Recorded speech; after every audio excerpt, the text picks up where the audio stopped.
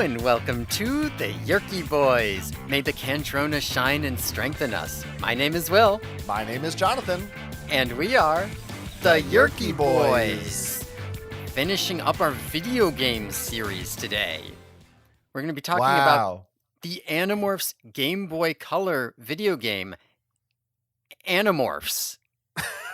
That's what it's called. Tell us a bit about this game. I can't wait for the title of this episode to just be Animorphs. You could put Game Boy Color. Yeah, I think I'll put it in parentheses. Guess what year this game came out? The same as the others. That's correct. 2000. Wow. The 25th anniversary. Holy shit. We're celebrating. This has been a celebratory month.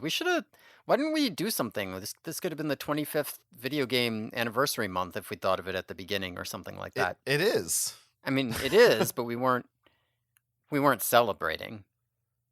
Well, this, I believe, did come out later than the other two, so it is appropriate that we're doing it last. It was released November of that year in North America. Mm-hmm. I think the other two were June, sometime in the summer, maybe. I think we saw August at some point. I was kind of confused about their release dates, to be honest. This is kind of your back-to-school game. Exactly. Well, November, that's almost a winter break game. That's true, yeah. I mean, that's a holiday release. That means they were, positioning this as a holiday seller. Yeah, this is what you get in your little stocking. If you're an Animorphs fan, your mom goes out. Yes, 100%. Now, before we get into it, we don't have any... Actually, we do have a little bit of business that I want to cover, but I'll first say, if anyone has thoughts about the games or anything else, you can email us, theyerkyboys@gmail.com. Time is running out to be able to do that, but we're saying it now. And if you want to support our Patreon, you can, patreon.com/theyerkyboys, where we do bonus episodes every week. And that's a lot of fun. You don't want to miss it. Okay. Now, I don't know if you had business. I have no business. Doing a lot of things. I feel like we need to touch a little bit this week on last week's game, because we did both get some more experience with it. Last week, we talked about the PlayStation game Animorphs Shattered Reality. And when I was editing the video version of that podcast, which is available on the Patreon, as will be this one, you'll be able to find the video version of this. So you can see footage of the Game Boy Color game as you listen to us. Very cool. I realized, I don't have enough footage. Well, first I actually did I realized that my footage was zoomed in, as I said last week. So I thought, let me just do a fresh run through of the whole game. I'll record that for the video. And that ended up taking me 1 hour and 15 minutes. Which is a lot farther down than from last week. I believe my number was like 2 to 2.5 hours. At least was my best estimate. And then you ended up, I think, doing the same thing because I needed more footage. So you recorded some of your gameplay. Yes, I went back and replayed. I only sent footage of the levels that were worth replaying or having different footage of. I did not replay the dolphin and dragonfly and all of those levels because I figured whatever, it's just going to be me flying through just like you fly through. You wouldn't be able to tell any difference between anyone playing those levels. Yeah, I mean, maybe my control would be worse or something. It would look shittier, and why do you care? But yeah, so I don't have an exact time on how long it took me to go through it, but it certainly wasn't the 7+ hours or whatever it was that it took me the first time. I feel confident that if I were to play through it again a third time, I could do it in 45 minutes.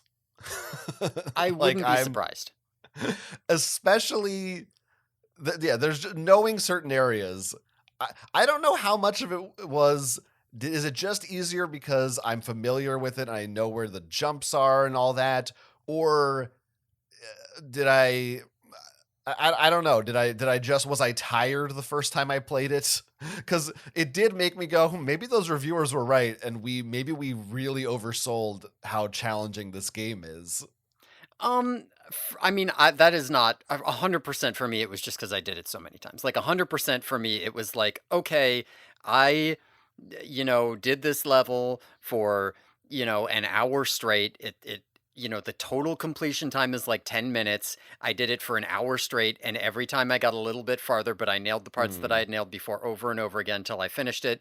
So when I went back and tried it again, I nailed it the whole thing. But only because, as I said, I had been doing every single movement over and over for an hour. That is not indicative of a normal person's gameplay necessarily, but for me, 100%, it went a lot faster just because of how much time I'd sunk into it. Yeah, I did find because I watched some of your footage, Hmm. and it was Hmm. funny to see the difference in some of our techniques. Hmm. How much more risk averse you were. But I still found the one big difference we both found was I still feel like the final Visser 3 boss was the hardest part of the game for me. And I watched your playthrough of it. People may remember that you just kind of did it and didn't think Hmm. about it, and I struggled. And it did take me fewer tries this time, but I still felt like I don't know, it felt like there was pressure and I was concerned Mm. about it, but I don't know, watching you, it looked like you just kind of just went for it and just hit a bunch of shit. I was Yeah. like, I still don't really know what you did. Yeah, I don't know. I was thinking maybe it was a fluke, but I just went and did the same thing, and I was like, no, it's just fine. And I believe I died once to accidentally running off of a platform. Sure. We did discover though, or at least I did, because we also had said, oh, on that final level, like what's the point of the checkpoints? Why are there coins? Hmm. And I did, because I got there with a bunch of lives and it didn't take them away. I was able to use those checkpoints. So that was a mystery solved. But maybe if you get there and you don't have any lives left, then you don't get any I new lives. But I I don't know if think that's that's the case. intentional. But is I that a think that glitch? What's the deal Yeah, with that? or like you have to be playing it straight through. Like either like if you've just come off of a fresh death or something, like a fresh game over, then you have 0 lives there. But if you've stockpiled them from earlier levels, you have them or something. Because I didn't have any lives there. Like I had to restart the level. I believe I got a game over when I ran off the platform. But I also did finish the level before with 0 lives left. So Yeah. Who knows? Mysteries abound. who I knows? I do think with that game maybe the most, but I've maybe all three of these Animorphs games so far, I do think have affected me to some extent with some version of Stockholm syndrome. Hmm. Where like playing that no this or sorry Shattered Reality the second time, I was like, this is kind of fun. I like this game, and I'm like, wait, no, this game's not good. I think there's just something comforting now that I've overwritten the pain points because I know how to do the jumps and I'm not getting so frustrated that it's sort of like, I don't know, I found some enjoyment and satisfaction in playing through it straight through without any annoying deaths or not too many.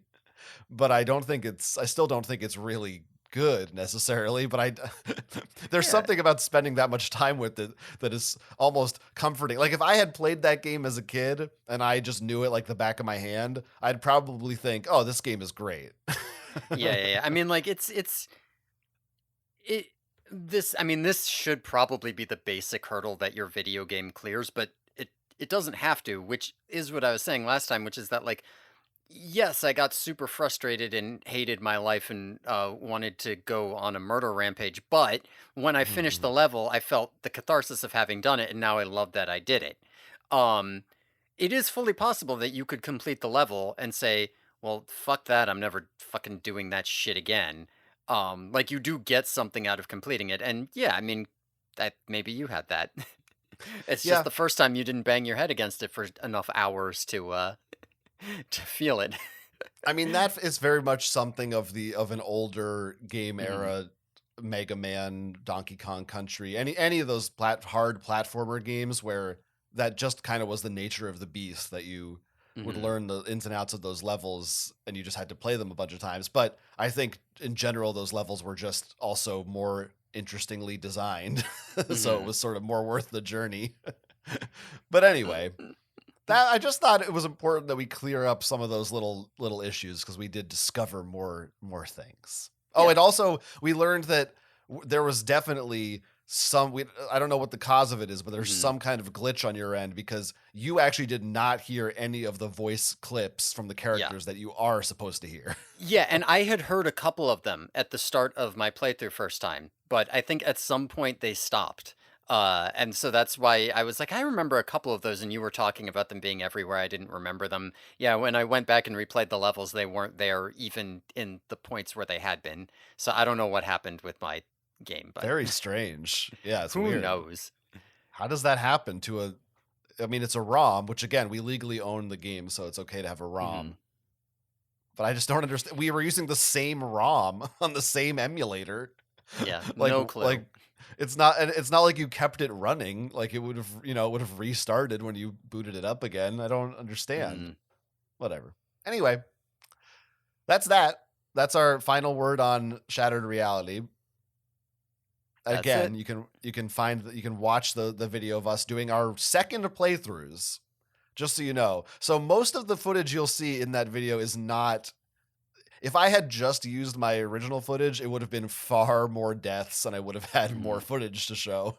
The Yeah. second go around is a little less frustrating to watch. And every time you watch me do something stupid, just bear in mind that I had done that literally dozens, if not hundreds of times before. You sure did fall off those tree branches a lot. I never got the hang of those tree branches. Never was able to do it. I just sometimes, you There know, were some trouble spots. let me tell you, the first time I was like, I don't know if this is possible for me. Well, last week I posited that the third game that we're covering today might be the least frustrating for you because it is not a platformer, which you are Mm. famously bad at. Mm. Hmm. Hmm. We'll see if that holds true. This game, which It again came doesn't. out in 2000, Uh-huh. come on, why you got to ruin the suspense? Well, now they want to know why. I'm giving you a little tease. Mm, Tell me about this game. sucks. This game was published by Ubisoft, so pretty big developer, publisher. Mhm. Well, both, but they did not develop this one. They just published it. It was developed by a company called Runny Fun. I gotta say, I don't like that name. Runny Fun with a hyphen connecting those two words. I could not find, they do not have a Wikipedia page. I could not find any information about this company. I do not know. Did they make any other games? I don't know. I will maybe try to look up. I forgot to check on the actual credited designer, Christopher Locke. I think there's maybe another one, different producers and things. But at any rate, no idea where the fuck this company came from. They did not make Twisted Metal or anything of that caliber. But they did make Animorphs, parentheses Game Boy Color. Right. You know what I think This of when I is, hear the phrase oh, runny fun? I mean, something gross, I bet. Yeah, yeah. I imagine like erotic art of Humpty Dumpty is what I What the imagine. fuck? That's what pops into my head when I hear that phrase. I'm not a fan. It's just where my mind goes. Runny fun. It's gross. Why'd you call your company that? I was thinking of like a runny nose, What which a is also strange gross. decision. I don't know. I wasn't gonna go to erotic art of Humpty Dumpty, I don't see but why not. that It is seems now a like the phrase. obvious place to go. That is a phrase that our listeners have heard and cannot unhear. Should I just do a quick Google of Humpty Mm-hmm. Dumpty Rule Yeah. 34? Yeah, I think you should. If any of our Uh, listeners want to make any erotic art of Humpty Dumpty and at me with it on Blue Sky, So the first result is actually with Humpty Dumpty from the Puss in Boots version Mm, from the that's kind of boring. DreamWorks movie. Well, he's not even. He's just standing there watching while it looks like Puss in Boots is fucking a Mm. cat. Is he like intact? Because like in Yeah. my mind, if he's runny, he's probably cracked, right? Oh, here's one where Puss in Boots is fucking Humpty Dumpty. Okay. I mean, that he shouldn't be handling him like that. Jesus Christ, gonna crack him. I guess Puss in Boots, it might not be necessarily that the DreamWorks version, because I mean they are both from fairy tales. That's I mean this true. But this I one mean, has you the should be able hat. to tell from the style probably if it's the DreamWorks version. Yeah, the first one definitely is. The second one Mm. could just be a cat Mm. with Maybe boots. maybe inspired by the movie, but in the style of the original fairy tales. So, Animorphs on Game Boy Color. This is Yes. to give listeners an idea if you've never played this game before. It is essentially, in essence, can I start another word I can use that means the same thing and sounds that way? Hmm. It is an RPG. There's no really other way to more eloquent way to say it than it is a Pokemon knockoff. Yeah. It is there are a number of missions, and in each one you play as a different one of the Animorphs, Hmm. and picture in your mind a 2D top-down Pokemon-esque role-playing game. You Hmm. walk around a world map, you walk around the town, you can go to the school, the mall, the sharing building, the gardens. They're all there. It's just one little town. Unlike Pokemon, you're not like traveling between many towns on a large map. Hmm. And whereas in Pokemon, you would catch Pokemon and use them to battle, here you acquire animal morphs. Right. So you go up to a dog, you morph into a dog. Oh, that's a bad example. You're a dog and there's a mouse. I did that. You Yeah. you fight the mouse, and then when you beat it, now you have the mouse to use as a morph. Hmm. And like Pokemon, it is turn-based battles. So, and each creature has 4 moves that they can do, and Hmm. you go until one of your people's health has run down. Yes, Um, and there's a morph selection screen, which is literally just the like Pokemon in your party screen, right. to switch between which morph you want to be in. Uh, it's pretty similar. It's pretty extremely a knockoff. Very, very, very much so.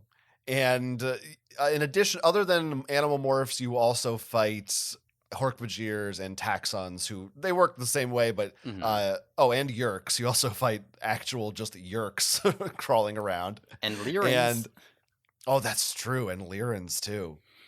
Anyway, um, and sometimes they appear and you didn't see them, but usually the animals and the aliens are actually, you see their sprites on the map, and you might be able to try to avoid them. So that is also a little different from Hmm. Pokemon. Additionally, there are some morphs that aren't particularly useful in battle, but you might Hmm. need to go somewhere. So, like, you might need a fish to cross water, or like a snake to slither through a crack, or something like that, because you can be morphed in the overworld. You can morph and demorph in the overworld and change your sprite, but you Yeah, cannot do it around, like, if there are any other characters on screen, or else you lose, because then they see you and your identity is revealed. that's right. Tobias will say, "Don't morph. There's people around," and then if you do anyway, you just get a Mhm. game over. Yes. And there were times where it felt like it like wasn't letting me back out of the menu, and I was like, "Huh, I don't know how to not morph." Oh well. Yeah, I might have one or two of those times to talk about. Anyway. Now, so the basic gist of the game of what you do is you meet up with the other Animorphs. They'll tell you, "Hey, there's something going on. You got to go here and get this thing." So you find your way there. along the way, you acquire animal morphs so you can fight, and you fight aliens, and then you'll take the thing to a place and do something, and then they'll go, "Good job," and then next mission starts, and you're a different Animorph, and you have a totally different. You don't retain any of your morphs. You start fresh each time, and there's also in the mix some side-scrolling mini games where I think it's each mission has one where some animal you'll be and you'll do either a platforming, like the screen is moving and you have to jump over stuff, or there's one where you're a dolphin and you have to collect a certain number of pearls before you get to the end. It seems like that's the one thing all three of these Animorphs video games have in common is they all liked the idea of doing little mini games where the screen moves and you dodge stuff. Right? That's the commonality they Yeah, all have. that is the commonality. That is true. They all have that. That is a mode. Kind of strange. I wonder, it doesn't seem like there was any communication between these teams, so they all just arrived at that on their own. Yeah, I mean, I guess that's the common thread. If you're like, I want to make a video game of Animorphs, what should the gameplay look like? You just think, well, part of it should be that you like run around as an animal and like dodge stuff. Like that's part of the fun is you're an animal, you just kind of run down the path. Yeah, I guess they want to be able to, like part of the fun of Animorphs, yeah, is being an animal and feeling like you're an animal. Mhm. So they wanted to be able to have on the box a little picture where you go, oh, I actually get to be a polar bear and do shit. Or is polar bear one of them? No, a I think seal. you can be. I think I saw one you could be, but I didn't try to get it, so I don't know for sure. I can't remember. Anyway, that is the gist of the game. Now, unlike all the other games we've discussed, where we famously say that you're not a gamer, Hmm. this one, you can bring a level of expertise here Mm, because I you can. are, in fact, a Pokemaniac. I am a Pokemon gamer, yes. That is not your only, but one of the few video games that you really actually play. Yeah. One of the few video games that I actually play, actually like. I've played through all of them. I've put in thousands of hours in Pokemon games. I follow the competitive communities. I do know about Pokemon. Kind of a similar dynamic with Animorphs between us because I also grew up playing Pokemon but then stopped. Mhm. And you never did. Right. Well, I stopped, but then I started again in high school. Sure. I think I was still was I st- oh, I did. I mean, I dropped in here and there, but I haven't been a series regular for a long time. Hmm. So I of course have familiarities, especially with the earlier gens and even some of the later ones. But yeah, you are definitely going to be able to talk more in depth about some of Yeah. those systems. And there were a couple points where I was trying to compare this to Pokemon in my head, and I had to sort of remind myself that it was not really worthwhile to compare this to Pokemon that aren't like the original games effectively because, Mm. if I'm comparing this to modern like more modern even like really old decades old Pokemon games that's still later than this game. Yeah, were they at Gold and Silver maybe at this point? I believe they were just barely, but not necessarily by enough to have like development time. I should check the actual. If I had to guess, I would think Ruby and Sapphire would have been like 2002 or 3.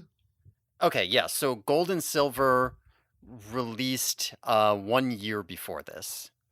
Okay.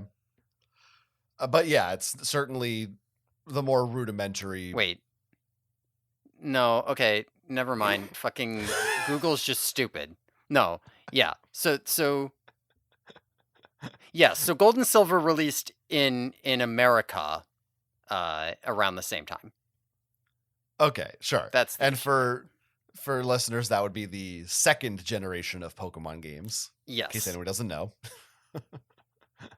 So, because the originals came out in America in 97, maybe Yeah. 96? Well, the original Red and Green, but yeah, you would have seen. I believe 97 was the American release date for Red and Blue.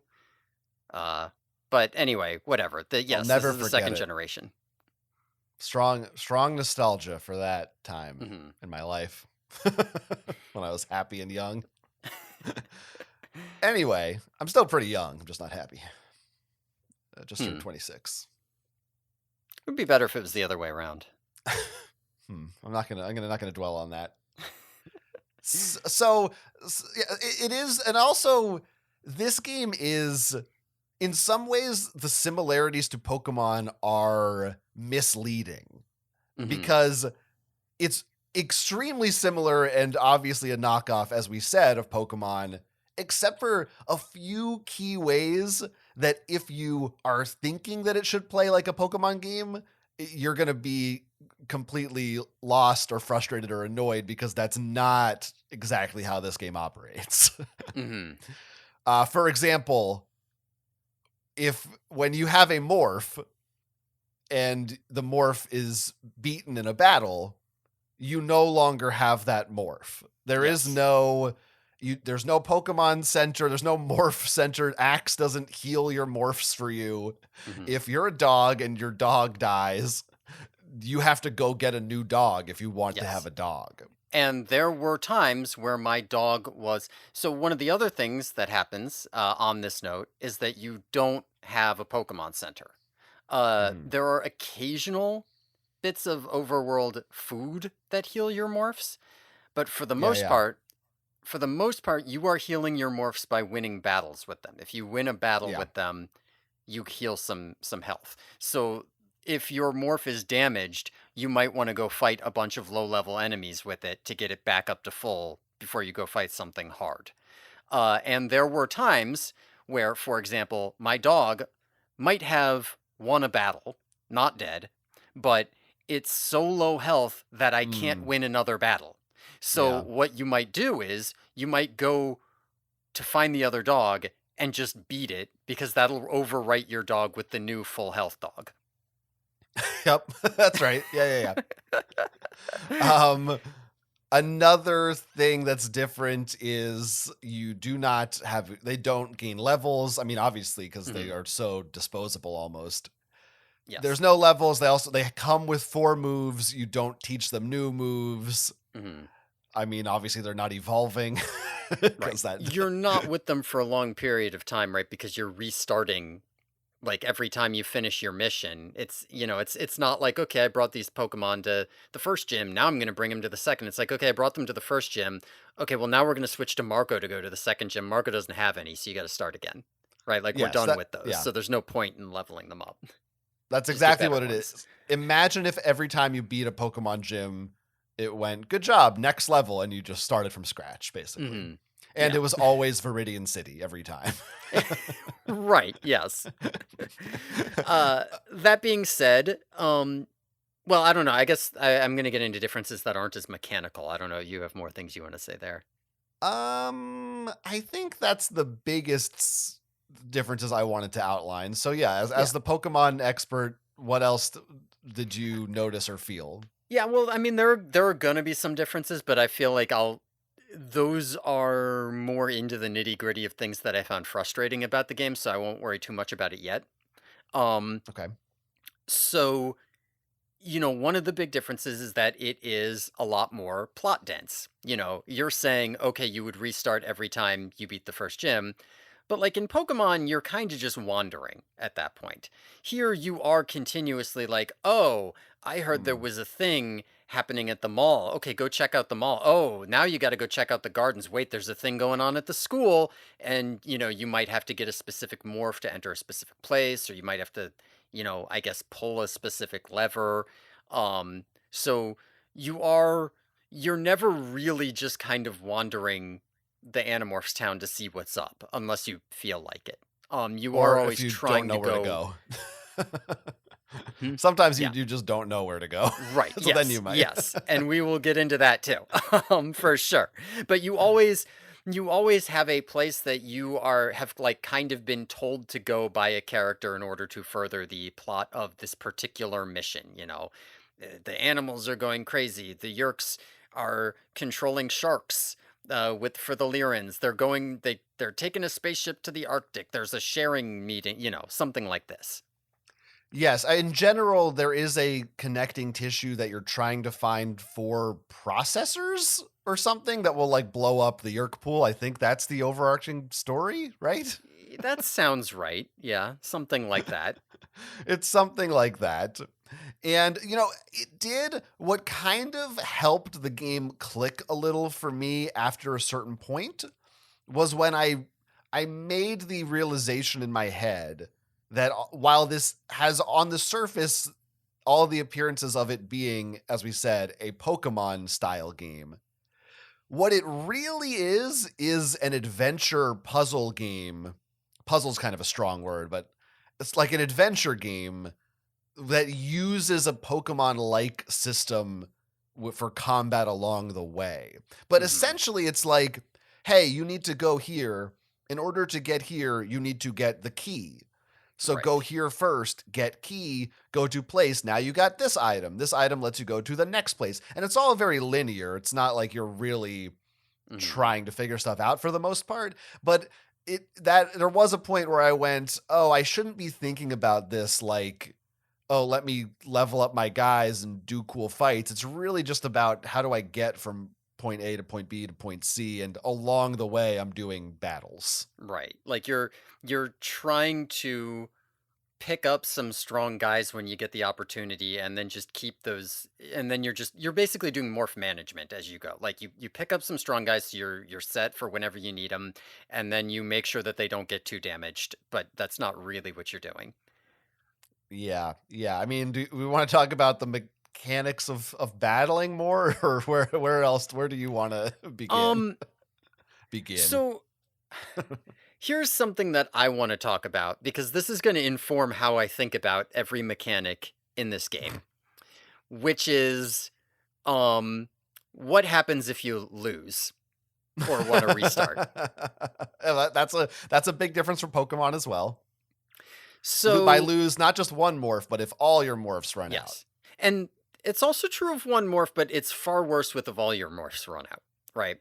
So, if all your morphs run out, or if you um or if you morph in front of somebody, or if you go over the 2-hour time limit, which I thought was just don't stay in a morph too long, but one time it happened to me as a human, and I think it's because I spent too long in the level because I let it sit for a while I went and did something else. Uh That never happened to me. I didn't know that was a real thing. Well, to be fair, there was one point in one where I was just like, I need a break, and I walked away for 30 minutes and came back, and it didn't happen until I was almost done the level. So the time limit might actually be 2 hours. Um, That's bizarre. uh, yeah, it was weird. Tobias starts giving you warnings like you're nearing your 2-hour limit. I don't know. Um, That is so weird. Very strange. It does say, I'm looking at the manual. When you explore an animal form, you must not outrun the limited morph time, or you'll be trapped forever and your game will end. Yeah, Tobias will notify you when you have to morph back. Yeah, and that seems like you shouldn't be able to lose while not in morph form, but I definitely did lose to that while in human form, so I don't know what was going on there. But Maybe you were playing as Axe. could be, I think it was Jake. Hmm. Oh well. Anyway, Anyway, so if you lose for whatever reason, you get a game over. And then you have to load the game from, or rather, you would have to restart the game from scratch unless you have a password.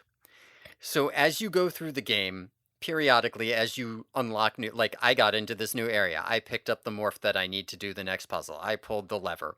Tobias will give you passwords and you can write these down.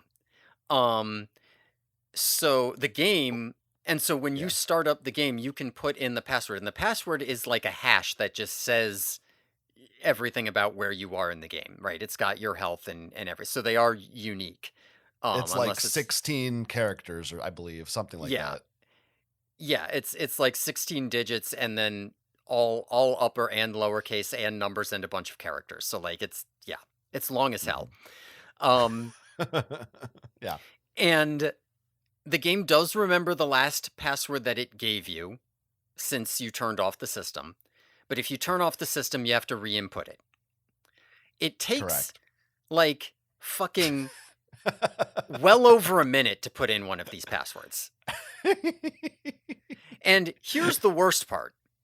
It only remembers the last password it gave you. So if you put in a password, if you die at a checkpoint, then turn off the game and come back to it. You put in the password for that last checkpoint. You die again before you get to the next checkpoint. It doesn't remember. You have to spend over a minute, probably a full 2 minutes, putting in that password every attempt now. It is so frustratingly awful. It's so bad. It made me so unbelievably angry. I couldn't, like there was literally a point in there where, because of the fact that I had to input the password and it was right before the side scroller and I was fucking up the side scroller because that's the part I'm bad at, where I was spending at least 3/4 of my time inputting passwords and not playing. And I was so mad at this game. And the thing is, so like, let's say you're playing Pokemon and you die, right? Well, first of all, you can save wherever, so you could just save. But let's say you haven't done that. You go to a Pokemon Center. You just walk back to where you were. You've already beaten all the trainers. You've already done all the story missions. No, you go back to the last checkpoint. You still have to beat all of the animals. You still have to beat do all of the story stuff in between. So like, a death could easily set you back 15 minutes, and that's even if it remembers the password. It is like so bad to lose anything. And because of the morph system, right? If you lose a morph, if you like accidentally lose your really strong morph, or if your really strong morph gets so low on health you're not going to be able to heal it, you might have to backtrack all the way across the map to go get it again. And you might not be able to get it with your base morph. So like, for example, I might have typically said, okay, I have a dog. I'm going to use the dog to get the chimp. I'm going to use the chimp to get the elephant. I'm going to use the elephant to get the lion. But then the elephant takes so much damage that I use the lion to get another elephant. And I started off doing this like every single time. Well, if one of those strong animals gets badly hurt, I might have to go back and get another chimp so I can get another elephant, so I can get another lion, so I can get another elephant, because I like lost my lion. Or something like this. Like, it's really, really taxing for anything to go wrong. And so because of this, in the last game, I refused to use save states. I just replayed the levels over and over and over until I did it. And this one, I got so frustrated and pissed off at this game that I did just start spamming save states. Like, anytime you could save in Pokemon, I just did a save state. And then it was no problem. Right, and then I didn't have any problems. Like, that simple change would have made this game, like, literally 10 times better for me. I, for whatever reason, Mm-hmm. and I just didn't bother Googling it because I was like, I don't know, I just didn't feel like figuring it out. I couldn't get save states to work. I couldn't figure them out on my emulator, so I never did it, but I did try.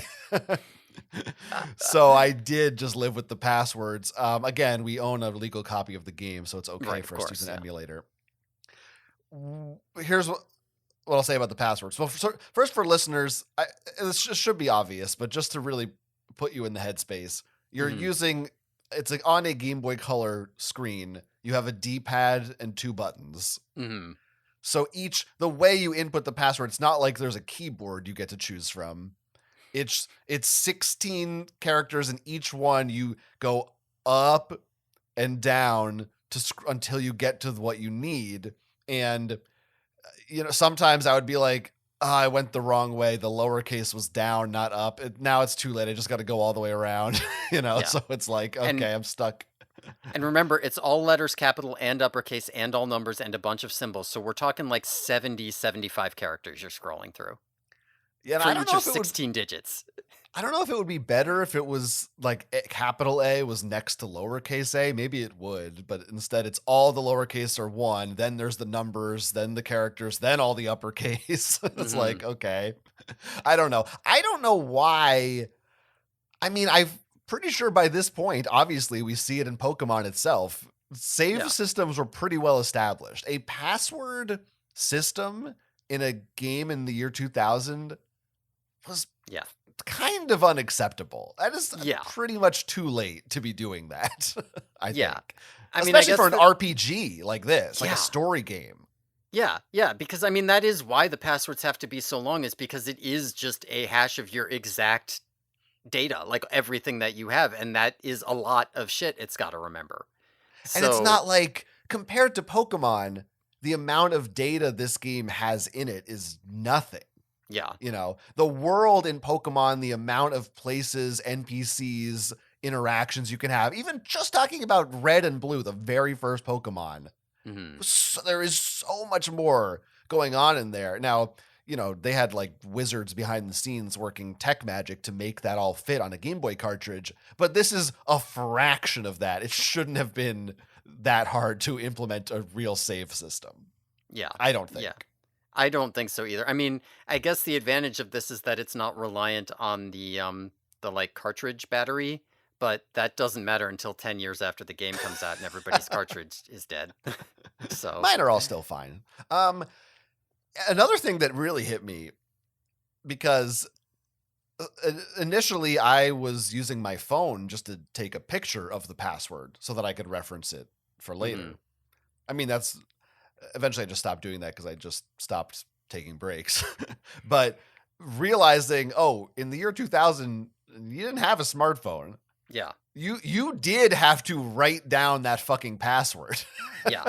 And you get a new password sometimes like every 5 minutes. Sometimes it's 2 minutes after your last one. So you have to decide, when is the right time to write down the password, because you don't. And another thing, it does automatically log your most recent one, but only if you press select to look at it. If you don't look at it Mm. when Tobias tells you, it doesn't get logged, which Oh, I figured interesting. out I didn't early even on. notice that. At least I'm pretty sure, because I don't know if maybe you just did this by default, but I always was hitting to look at it as soon as I got one because I thought you had to. Yeah, I was looking at it most of the time, so I didn't always look at it, but I was doing it most of the time, so I don't think I ever ran into the problem where I didn't, but yeah, maybe I did once or twice. Maybe that was one of the really bad ones where I went back really far. I don't know. Yeah, so there were definitely a couple times where I just said, screw it. I'm not putting that password in again. I'll take a break. I'll play this tomorrow and I'll just start the mission again. Mhm. Because it's easier to just play from scratch than to have to sit Yes. here and put that fucking password in. Yes, I started level 1 multiple times because of the issue of like, oops, I morphed in front of somebody because didn't I like fucked up exiting the menu and accidentally morphed. I am sure as hell not fucking putting in a password when I could just replay the level. So like, yeah, I got pretty far into level 1 before I was like, I guess I'm gonna use these passwords. Well, and another thing that I don't know, maybe you kind of hit on this, but sometimes you will get to a checkpoint, and like we Mhm. said, I would automatically make sure I logged that password, and Mhm. I wasn't cataloging all of them as I went, so I really just No. had whatever the latest one was. Yeah. And then I'd be in an area and there's an enemy I couldn't beat, and I'd realize, oh, my morphs suck. Right. I don't have a lion or whatever, or an elephant. And I can't go back to a previous password because I didn't write them down.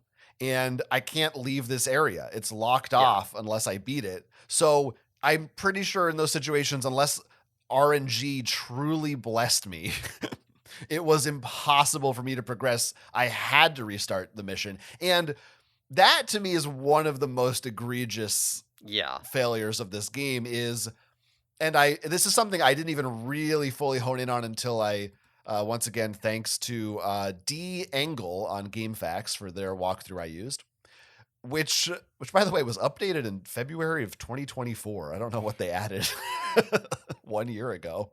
They link their TikTok in here, so maybe that's what it was. Anyway, I'll be following them on TikTok later today. Uh, where they were like, in the game when you're playing, Tobias says, oh, go to the school or whatever. So that's what I was doing. And in the Mhm. guide, they're like, now make sure before you go to the school, go to the gardens because you're going to want to fight this guy and then get the chimp and then get the elephant.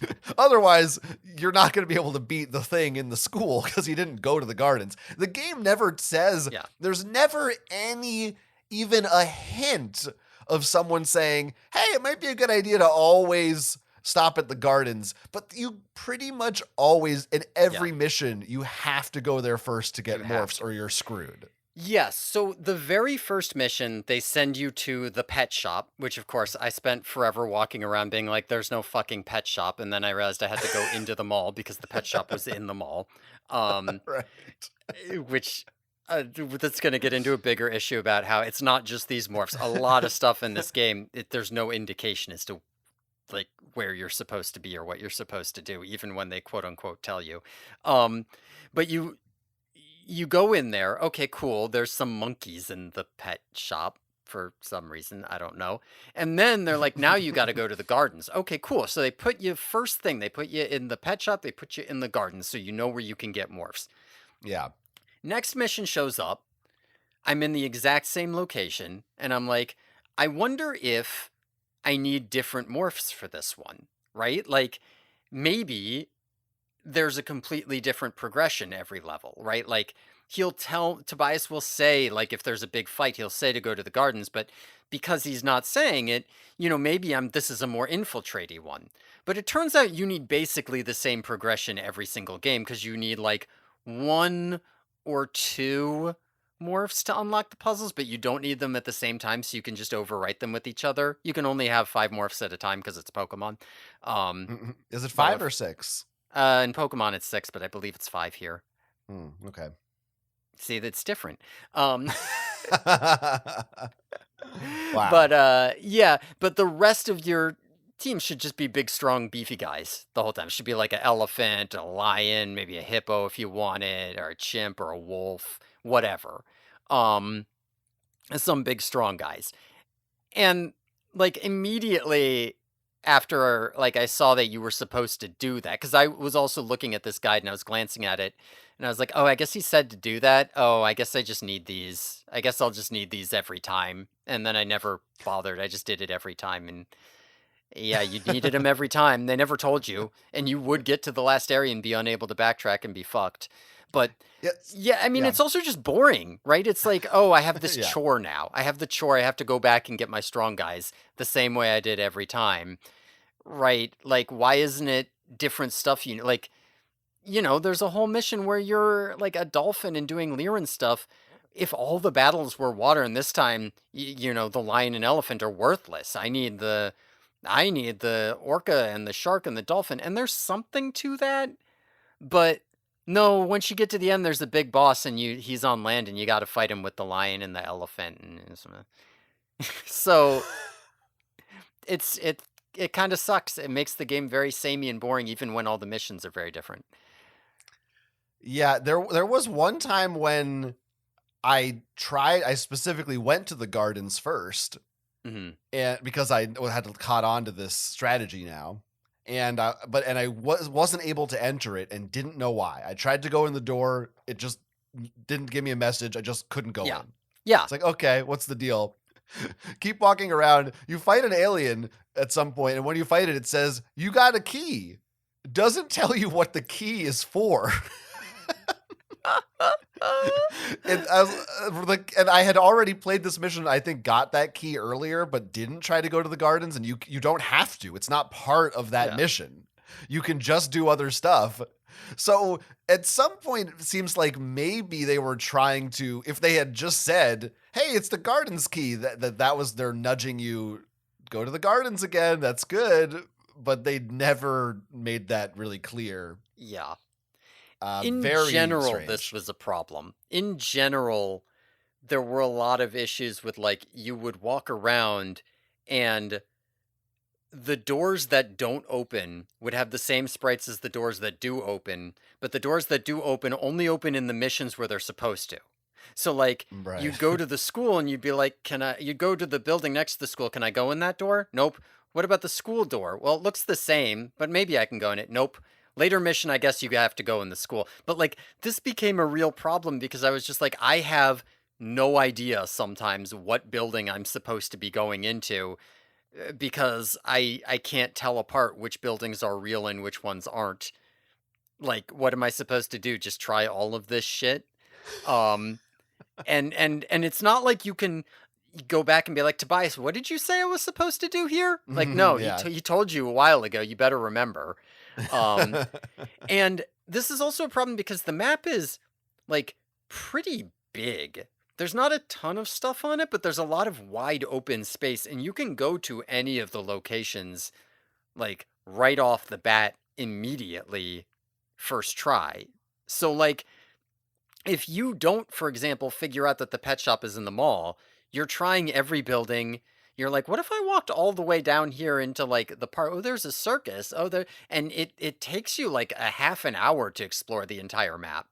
Um, it's not again like in Pokemon, you don't have that wide open thing, but like by being restricted to a single town, you're kind of like, cool, well, I explored the whole town. I'm clearly supposed to do something here before I move on. And here it's kind of like, if you don't know where you're supposed to go, buddy, it's going to take you a long time to find it. I don't know that I would. I think you might be overstating a little bit. The map is not really big. I don't think it's big. I mean, it's less that there's stuff on it and more that it takes there is a lot of walking to get to from one place to another. Well, if you do go faster if you're in morph. So I was almost always in morph to run around. Maybe you didn't do that. I sometimes did it, but a lot of times I was a person because I was like, I don't, what if I need to be a human to go to pick something up and then you pretty I have much to run. Never did. Yeah, I was like, what if I have to run all the way away because there's people? And so they're like, a human a lot, but you can't talk to people unless you're a human, but you almost never need to talk to anybody. It doesn't matter. And also it's better to be in morph because if an enemy comes up and surprises you, you are already in morph, because if you're not, you take a hit, I think, before you can change out. Yeah, they get like the first hit. So maybe that's part of it. I was pretty much always a dog running around, but basically it's like there's the buildings that have the nameplates outside, which just look like a bin with a question mark. But if you look at it, it will tell you the name of it. And in the first mission, I was like, oh, there's like a bunch of stuff here. But eventually, by the time I was done with the game, it kind of felt like, oh, there's like 4 places you go and everything else is just kind of set dressing. Yeah, no, by the time I'm on like late mission 2 or mission 3, I didn't have this problem anymore. But the first mission, it really was just like, I don't know which of like, is it only the signed buildings? Is it not? Like I had to go through the whole thing before I could figure, especially because the pet shop was in the mall and I was thinking maybe it was something else. But I did also have this problem when there is like you're in like the gardens in a later mission and Tobias is like, go to the secret lab. And I'm like, which one's that? That one doesn't have a nameplate because it's secret. Which one is that? I don't know where it is. I'm checking everything. I can't find it. I go and I check the walkthrough. It says up and to the left. Nothing up and to the left. Can't find it. I eventually realized that it's this small unmarked building within the garden's walls. Oh, but you can't get to that building. What the fuck am I supposed to do? Oh, it turns out that if you go into the gardens and you go to the end of one of the corridors, that end of that corridor isn't actually a wall. It leads outside. I didn't know there's a little sign that's an arrow. That's how you know. There is a little sign that's an arrow, but I noticed that the first time I saw it in the earlier mission and then didn't really think about it again because that was a whole mission ago and I didn't know what it meant. Yeah, so I had occasionally had big issues like that.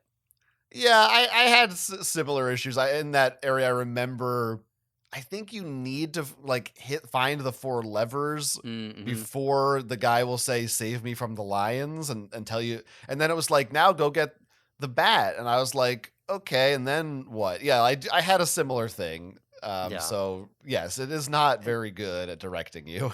Yeah, I think there was also an issue in the school where they were like, go to Chapman's office. So I go in and his office, it said it was locked, but then I couldn't figure out where I was supposed to go. And it turned out that wasn't his office. That was like the janitor's office. Oh yeah. But his office was also in the library. It's just that there were 2 libraries. The school is fucking massive. It's like there was no reason for it to be as big as it is. There's nothing in there. The school and the gardens are both like individually the size of the whole outer world map. Yeah, I mean, like that is part of what I was including when I said it's so big. And also there's like half of the gardens is empty cages. Yeah. Yeah, like you could Why? easily have made the school and the gardens a Half as fifth big. the size. Yeah, Yeah, sure. half would have been easy, and still kept everything in them. Well, that's the realism aspect. You get to feel like, oh, this is a real school and there's kids here learning. Right. And when I talk to Yeah. them, they say, I learned algebra today or Yeah. something. Yeah. Today's a great day. Have you heard of the sharing? Something like that. Well, okay. I think we need to talk more about the specifics of the battle system. Yes. Yes. I needed to talk about the resetting before I talked about the specifics because a lot of my problems with the specifics do come down to the cost of failure. So again, each like Pokemon, you choose your morph. It has 4 attacks. Some of them are attacks, some of them are defensive moves. Mhm. Um the biggest issue here really is that they simply do not explain to you how any of this works. And you think about Pokemon, first thing that you do, right, is Professor Oak teaches you how to Mhm. fight. Like and constantly, because in the world of Pokemon is the thing. So Mhm. every fucking person you talk to is like, hey, isn't it great how you can use potions? Hey, Mhm. did you ever switch out your Pokemon when their health is low? Isn't that fun? Like Mhm. they're making sure you know what's going on. This game is like, it has a move called dig. Oh, it did. Try using it. Oh, it failed. Yeah. Well, why did it fail? I don't know. Keep trying it, maybe. Yeah.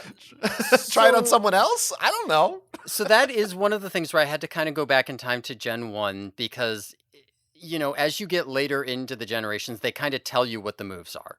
Right? Like you can see, this move is more powerful but less accurate or something like that. This move is going to lower defense or something. Um in the original Pokemon games, that didn't exist. You literally just had to use moves and who fucking knows what they do. But I think Um once you used them, was it not at least somewhat clear what they were it doing? it would say, "Oh, it's super effective," or "It raised defense," or "It dropped defense," or whatever. But, Yeah. like, Or for lowered example, accuracy or something? yeah, but this game does kind of say things like that too. It'll say, like, "Successful defense," or, like, whatever, Yeah. that kind of thing. Um, Yeah. so there's a couple problems with the way that this conveys information, and the biggest one to me is the cost of failure, right? The other biggest one is that one of the ways that they make enemies harder is by giving like certain enemies like Corkbajir or certain animals like faster, more, or smaller animals, more evasion. So you run into this problem where sometimes I would say that the median accuracy for a move in this game is probably around 70%. So sometimes you would use a move and it would fail. And you'd be like, did it fail because of some inherent problem here? Or did it Right. fail because it missed? I don't know. Yeah, it Right? I doesn't have say no. missed. It's Yeah. like at least Pokemon had the distinction between missing and isn't there Yeah. also a Yeah. what's the other Missing wording? or had no effect but it Right. failed. And most moves in Pokemon are either fully accurate or nearly fully accurate. So most of the time, if your move failed, it's because it failed, or if it's missed, it's because your opponent did something to your accuracy. Whereas here, it's just like, yeah, sometimes I just tried to use it and it didn't work, and I don't know why it didn't work. And so you're like, okay, maybe there's a strategy whereby I'm supposed to like raise my accuracy by using this move, or raise my defense by using this move, and then I attack them. But the problem is I used that move twice and it failed twice. Is that because it has 80% accuracy and I got unlucky, or is it because that's not the strategy? I don't know, but if I use that move and it fails again, I'm fucked and I'm gonna have to fucking take 10 minutes to get back to where I am, put in a fucking 2-minute password. So screw that, I guess. I'm just gonna use the move that I know hits relatively consistently and does. I'll use the move I know what it does. Right? I'm not gonna play around. And so I found myself just saying, like, I'm never going to play around with these moves to figure out what they do. I'm never just going to click a move I don't know what it does to see what it does because I don't know what it does. If it doesn't do anything, I don't know why it didn't do that. And if I just waste turns and take damage, it's so bad for me. Like, I don't just say, like, oh, I lost a Pokemon. I guess I'll heal it at the Pokemon Center. Oh, I white it out. I guess I'll just reload my save. No, like, I'm not willing to risk that. So I'm not wasting, like, fuck it. I'm just going to bite everything. Right. I'm just spamming I bite. I did find myself experimenting, not out of curiosity necessarily, but out of, I do think there are some animals Hmm. that simply are immune to some moves or certain morphs even. So I was like, well, this is the morph I have, so I have to figure out, well, which one does something against this thing. Okay, Hmm. I guess it's this one. It sounds like, I mean, I certainly found it frustrating, but it sounds like, I don't know if it was just luck or I was just better at managing password checkpoints or something. But at least after like the first mission, I feel like I didn't feel as um, pressured by the game over, or maybe I just Yeah. didn't care as much. I was just like, whatever, I'll just stop playing. Yeah, I mean, I guess part of the problem was also that because I never did any of that experimentation, like you might have known more about how it worked by the time we got to the later bits than I did. Well, Um, maybe. Probably not. additionally, like it was like part way, like I was not I didn't finish level 2 by the time I said, "Fuck this, I'm doing all save states." And by the time I did that, I was like, "I'm not interested in the battle, I'll just reload it till it works." Because here's the other thing. You never The need fiery passion you can hear in your voice right Yeah, now. no, I was so upset playing this game. Far more frustrated than I was playing any of the other Animorphs games. Go on, go on. Finish your fiery Yeah. rant. No, so I don't even know what the hell was I saying. Oh yeah, so the You problem is never need. you never need to know a better strategy. So, for example, let's talk about the first Pokemon game. The first gym leader you fight is Brock. He's got an Onix. You know why he has an Onix? It's because up until this point, you've been spamming tackle into Pidgeys. If you do that against Brock, you will lose every single time. If you do literally anything else, use a special move, use a typed move, use a status move, you'll beat him easily. But you have to change your strategy. And so the game kind of teaches you that you have other ways to play. Here, whether or not the strategy of just bite everything works is entirely based on luck. Like, I had a final boss fight where I I tried to fight him. I just spammed my basic attack on every single morph. I lost all 5 of my morphs and didn't even do half of the boss's health. I reloaded. I did the exact same strategy. The boss did the exact same strategy on me. I beat the boss without even taking half damage on my first morph. Because the first time, I missed every move and he hit every move. And the second time, I hit every move and he missed every move. So it was kind of just like, there's no point You at got which better at it. You improved. You yeah, learned. right. There's no point at which your strategy can't just be fucked by luck because every move has 70 or 80 accuracy.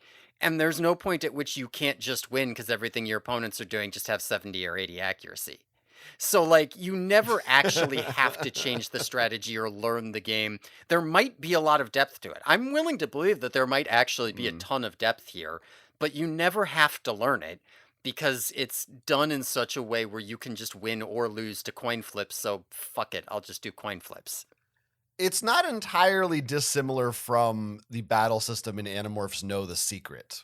Mm, In that they just don't explain what any moves are or how things work, and it just hmm. becomes like a battle of attrition of just, Yeah. I'll just spam this move, I guess, until it happens. I don't know.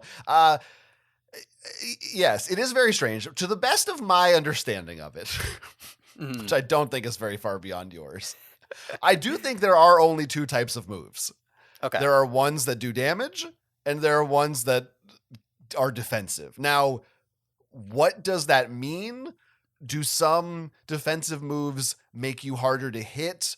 Like, or do they make Hmm. them do less damage? Do they lower the enemy's accuracy, or do they give you just more defense points? I don't know if there's a difference or if they're all the same.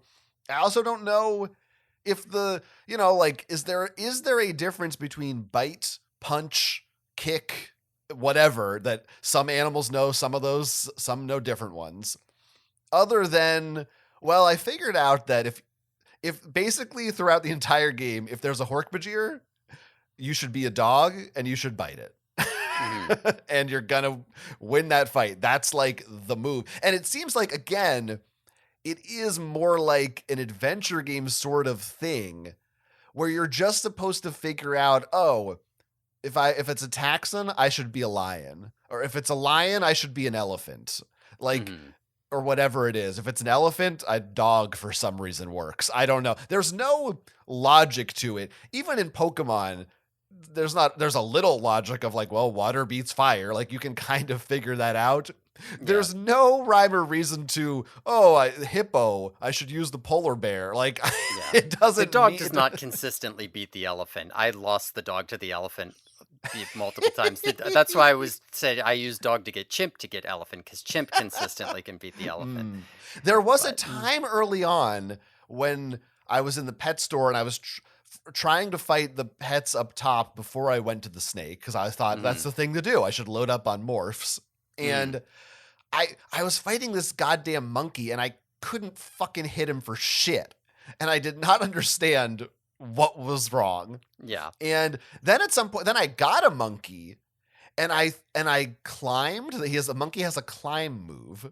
Hmm. And it seemed like, at least when I was fighting at that time, the snake, maybe something else, that if I climbed and then I just used bite, like nothing was hitting me. So I thought, oh, I guess climb is like you just avoid because you're in a tree, so nothing can hit you, so you're invincible. Like I thought I figured out the cheat. This is just use monkey the whole game. But I think then I discovered, no, it seems like it's more specific. Like that animal just happened to be weak to bite, and its moves just happened to not be good against monkey. Like there's whatever the logic is, it's completely obfuscated, and I have no idea if I actually understood any of it. Yeah. Yeah. So like I can read you from the manual here. Oh, sure. I love that. This is everything the manual has to say about this. It says, use quicker, smarter animals to beat bigger, sluggish animals. It may take time, but a smart, agile animal can gain the upper hand over a large, lumbering giant. Sometimes it is important to use a strategy that includes both offensive and defensive maneuvers. An eagle can use fly to disorient a lion. The eagle may not force the lion to lose health or experience with the fly attack, but the next eagle attack will be more potent because the lion is disoriented. There's no experience. What are they talking about? Yeah, I don't know what that means. Also, I don't think there's an eagle morph anywhere. There is an interesting topic about this on the GameFAQs message board where it sounds like there's some animals that are coded into the game, but God knows where where you find them. But yeah, and if you read this guide that I was looking at on GameFAQs again, there are specific points where he's like, use the elephant to beat this guy, use the lion to beat this guy. So I think it's animal based more than move based.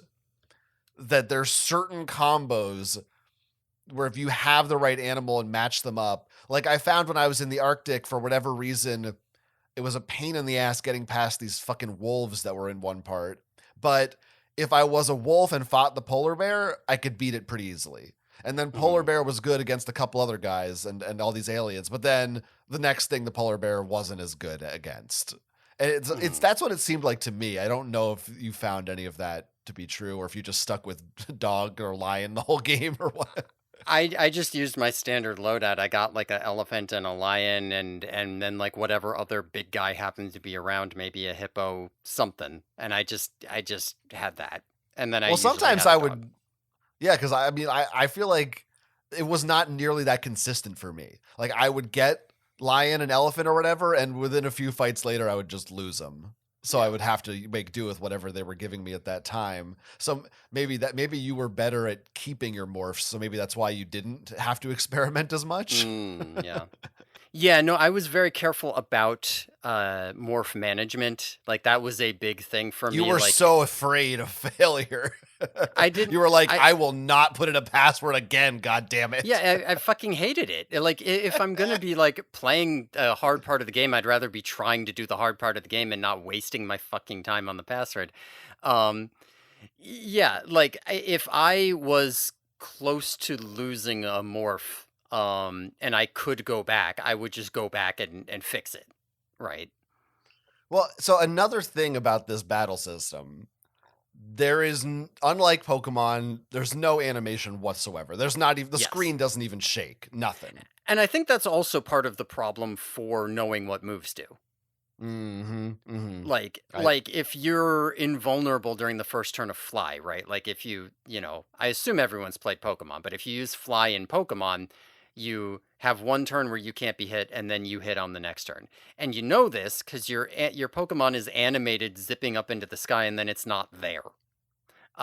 So yeah. if you're trying to figure out what the hell did Fly do, well, I know what Fly did. I flew up in the air. I'm not sitting here like I used Fly. Why am I not hitting? I guess they're not hitting me. Okay, I hit like Whereas here you're just like there is some information conveyed in the animation. Right. Yeah, here there's literally just portraits of the two enemies, the two fighters, and they don't move. The screen Hmm. doesn't move. There's not even oh, I just vomited a little in my mouth. There's not even Mm. any Yeah. sorry, it's the effect this game has on me. Mm. There's not even any sound effect. Like it's not like you Yeah. hear a bite sound. It just plays one music track and it just goes, you did it or you didn't, and their health bar goes down or it doesn't. Hmm. So, and there's also this is in some ways, this is a good thing, sort of. It's like a silver lining, I guess, that there's no waiting time. In Pokemon, it's like you got to sit there. The animation Hmm. goes through. Okay, you're back to the menu again. What I ended up doing on these, because most of the fights were just, I'm just gonna spam bite or whatever it Yeah. is, and it either works or it doesn't. So I just sit there and just mash, mash, mash, mash, mash, mash, mash, mash, just spam the A button just over and over and over and over and over again, and just watching like super fast motion as one Yeah. health bar gets lower, and I'd be like, oh, theirs is getting lower than mine sooner. Oh, this is good. Oh, there they go. It just Yeah. became like, again, kind of like Animorphs Know the Secret, where the battles were just mindless. I just got into them and just went tap tap tap tap tap tap tap tap tap until it was done. Like there was no, I didn't really try to use strategy in the sense of like a Pokemon game where, again, you'd be like, oh, maybe I should use a defensive move. Or another difference, there is no PP in this game. Hmm. Every move is just whatever. Like you can use it as many times as you want. I also didn't Yeah. know, do That's they for the maybe best. become less effective if I use the same, like, should Yeah. I be using a variety? I don't think that's true, but I didn't know. So yes, it is a very tedious battle system. It also took me a while. I didn't even realize for a long time that you could switch morphs mid morph. I thought you had to, I mean, sorry, mid battle. I thought you had to wait for one to die if you wanted to switch to a new one. Um, because you highlight the Animorphs logo on your fight screen, and it just wasn't clear to me that was what that did. Nobody ever I told me see. that. Yeah, that was close enough to Pokemon that I immediately figured that out. I was like, can I swap morphs? And it's like, oh, I guess I have to demorph. Do I lose from demorphing in the middle of a battle? Nope. Okay. I just didn't even know that was a selectable Yeah. icon. Like it Yeah. doesn't say morphs. It just looks Yeah. like No, it's I, decorative. I get it. I just assumed that it must work exactly like Pokemon, and I was right. So, but on the note of like, do moves get less effective, or do they get like this was another thing that was not consistent. It wasn't just that moves would often miss; it was that moves wouldn't do consistent damage when they hit. And it wasn't just like because the Yeah. opponents raised their defense. Sometimes moves would just do a lot more. And I was thinking maybe this is like critical hits in Pokemon where you have a random chance to do more, but I'm now thinking it's probably something like so it said in the guidebook here if you fly, your next hit will be more potent because the lion is disoriented, right? So maybe if I punch you with the elephant, I have a chance to disorient you. So sometimes my punches do more power if the last punch disoriented you. Or like the second punch in a row always disorients you, so the third one does a bunch more damage or something. Like, I have a sneaking suspicion there are hidden status effects in this game that Yeah. it does not display, that it should be saying, like, the lion is disoriented, and then you go, oh, I wonder what that, I did something and he became disoriented? I wonder what that means. I have a It feeling that there is information not being conveyed. it really does feel like the developers of this game like knew were coding something that they then just neglected to tell us about. Hmm. I get that sense that there is some kind of system at play here. And I don't know if they just ran out of time or if they thought, that's what video games are. We're in the year 2000. In 25 years, you can't do that. But back here, people just figure shit out. Yeah.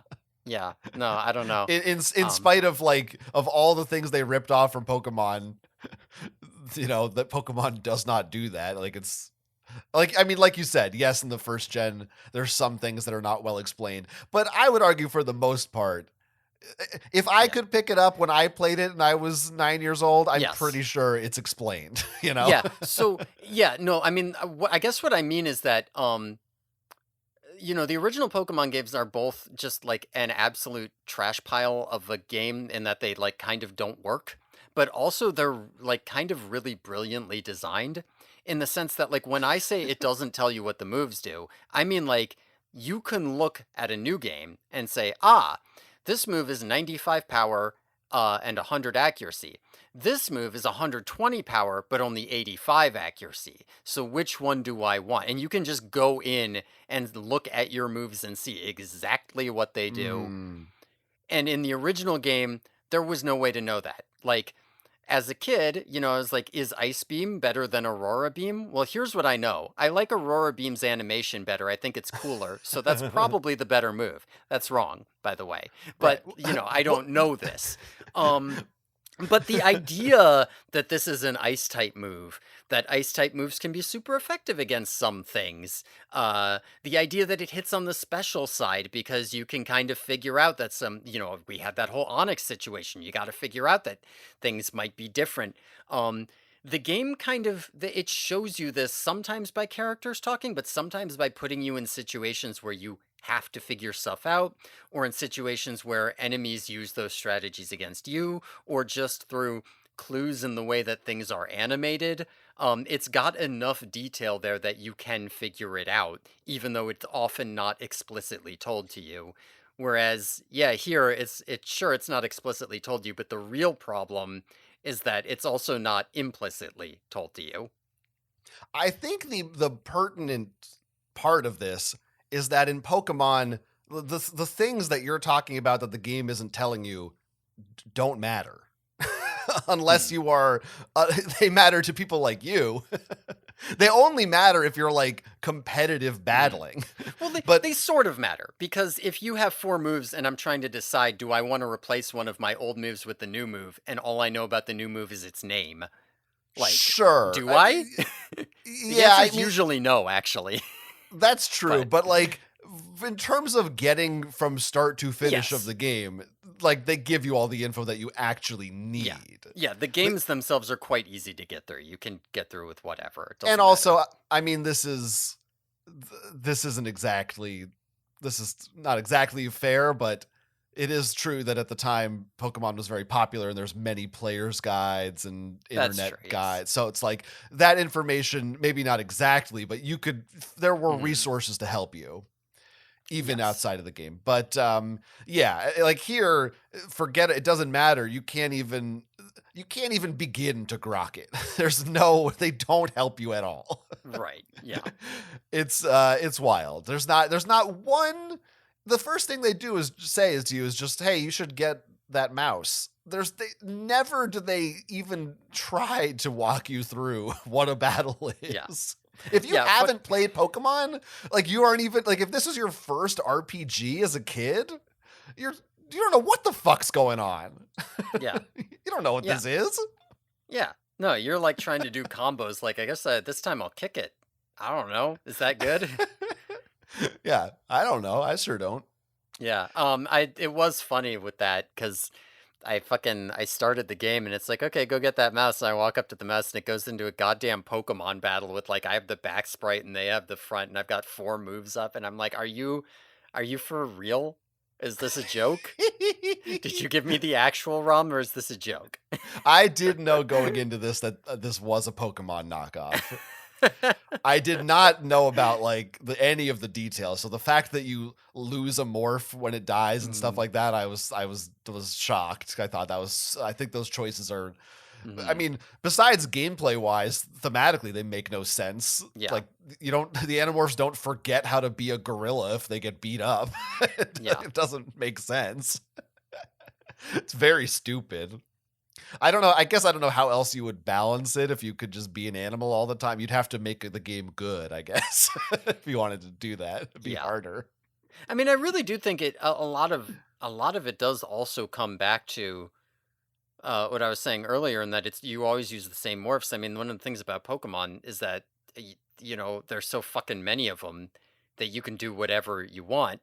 And here it's like there's your best team is probably at least like half the same as somebody else's, and that's the half you use. And that's the same every mission. Like you have 4 different missions where you're going to different parts of the map and doing totally different things. This is your like excuse to be all like, you don't have room for the lion. You need the rat and the bird and the trout, and you need all of them interchangeably. And, you know, that's okay because you're fighting like spiders and not bears, you know, or something like Mm. this. Like, you could have done that, but Yeah, they no didn't bug do that. levels. I do think this game just would be strictly better if the only change you made was that you just kept every morph and you never had to acquire them more than once. And Hmm. if you got a game over, you just reset to your house or whatever and Yeah. that's it. Like I think that would be completely fine. I don't think it would, cuz it doesn't that doesn't make the game more strategic. It just makes it Yeah. more tedious. Yeah. I mean, this was my real problem with it, was that like, you know, it wasn't the deterrence on the losses was that it was tedious, right? It wasn't even like, oh my god, I'm gonna have to like take time. It's that I'm gonna have to take time fucking doing nothing, right? It sucks. At least if I get to a jump in the platforming game and I fail it and I have no idea how to do it, I have like 8 more lives to fail it on before I have to redo the whole level. You know, and at least if I want to redo the whole level, I can just click start and I've started the level. You know, like it's so disheartening to get to a point and be like, "Oops, I fucked that up. I wonder how I'm going to do it." We'll find out, I guess. God, I wish I knew anything about how to mod games because I just want to go into this and just Yeah. make like three. It wouldn't even make it a good game, but just make it like a mediocre game. Yeah. You know, just add a save system, make Yeah. it so you keep morphs.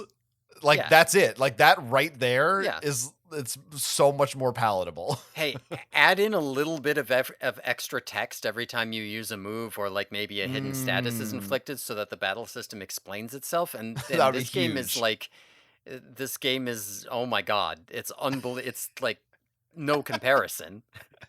Yeah, so like what percentage of the game would you say is battling? Is it 60%, 70% versus just Um walking around and finding items and stuff?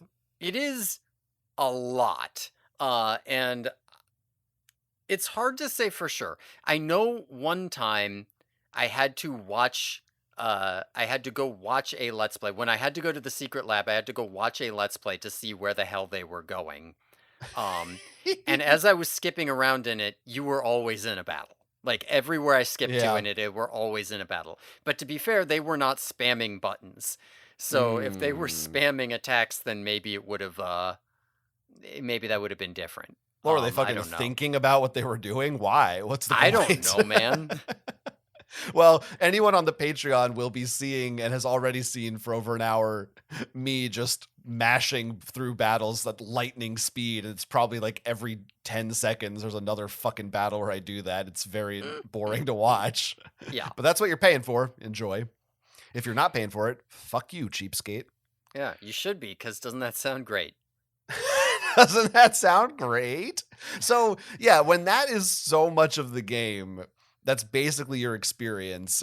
The walking around parts and finding stuff are also not very exciting, but there is a little bit more of a, you can kind of see the hint of an idea of the concept of a plan for a game that might be sort of compelling. That's a strong word to use, but Yeah, I mean, I did appreciate how the 4 storylines were all, like, very different and had you go to very different places on the map and all, like, kind of led from one thing to another. Like, one storyline leads to another storyline, leads to another storyline.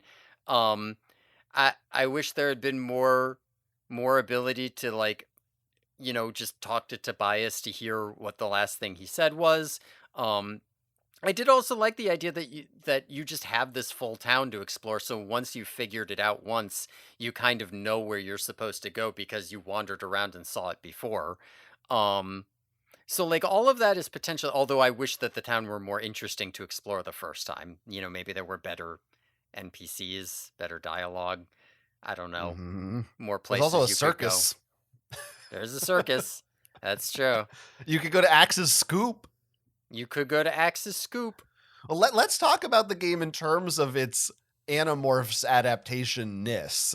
This is the only one of the 3 video games that gives you the full roster of 5 Animorphs, like that they exist. Well, I guess Axe is kidnapped and does exist in Shattered Reality, but here he shows up and you can talk to him like he's there. Yeah, he's always, every time the Animorphs regroup and you talk to everyone, you get to talk to Axe. And weirdly, also Tobias seems like he is again the leader in this game. He's the one who's always giving you the instructions. It is odd, yes. I do think there was, for some reason, it seems like some developers thought Tobias was the leader. I don't know why. Yeah, I mean, I guess it's just like, we want Tobias to be your kind of guide. Like, he's always telling you the next point to go because he's the guy, he's the eyes in the skies. But then it's very hard to walk that line without just kind of making him the leader because he's telling you what to do. Well, you don't get to play as him because he's only a bird. So I guess that's how they figured out to include him all the time. Once again, yeah. You never get to, because why would you be able to play as a bird in an Animorphs game? That's crazy. No. You don't get to play as Tobias. Come on. Yeah, so you do. It's Cassie and I didn't realize at first, I didn't understand that there were different missions. So I was like, weird choice that they just picked Cassie is that you play as in this game. But you do cycle through 4 of the Animorphs. Maybe more, but I'll get to that. And where was I going with this? Oh yeah, so like in terms of Animorphsness, like that's nice. You get to talk to them, and I don't know that they're really true to the characters from the books. They just say kind of little, hey, you should go here and get a good morph. It's nothing that's really interesting in terms of their dialogue or what they're contributing to the storyline. It is sort of an Animorphs-y plot, which is to say that it's just the Yeerks are doing some shit. Go stop them. Yeah. And you do get to go to the Arctic, to weird places. You get to go in the gardens. There does seem to be at least some level, maybe even more than either of the other 2 games.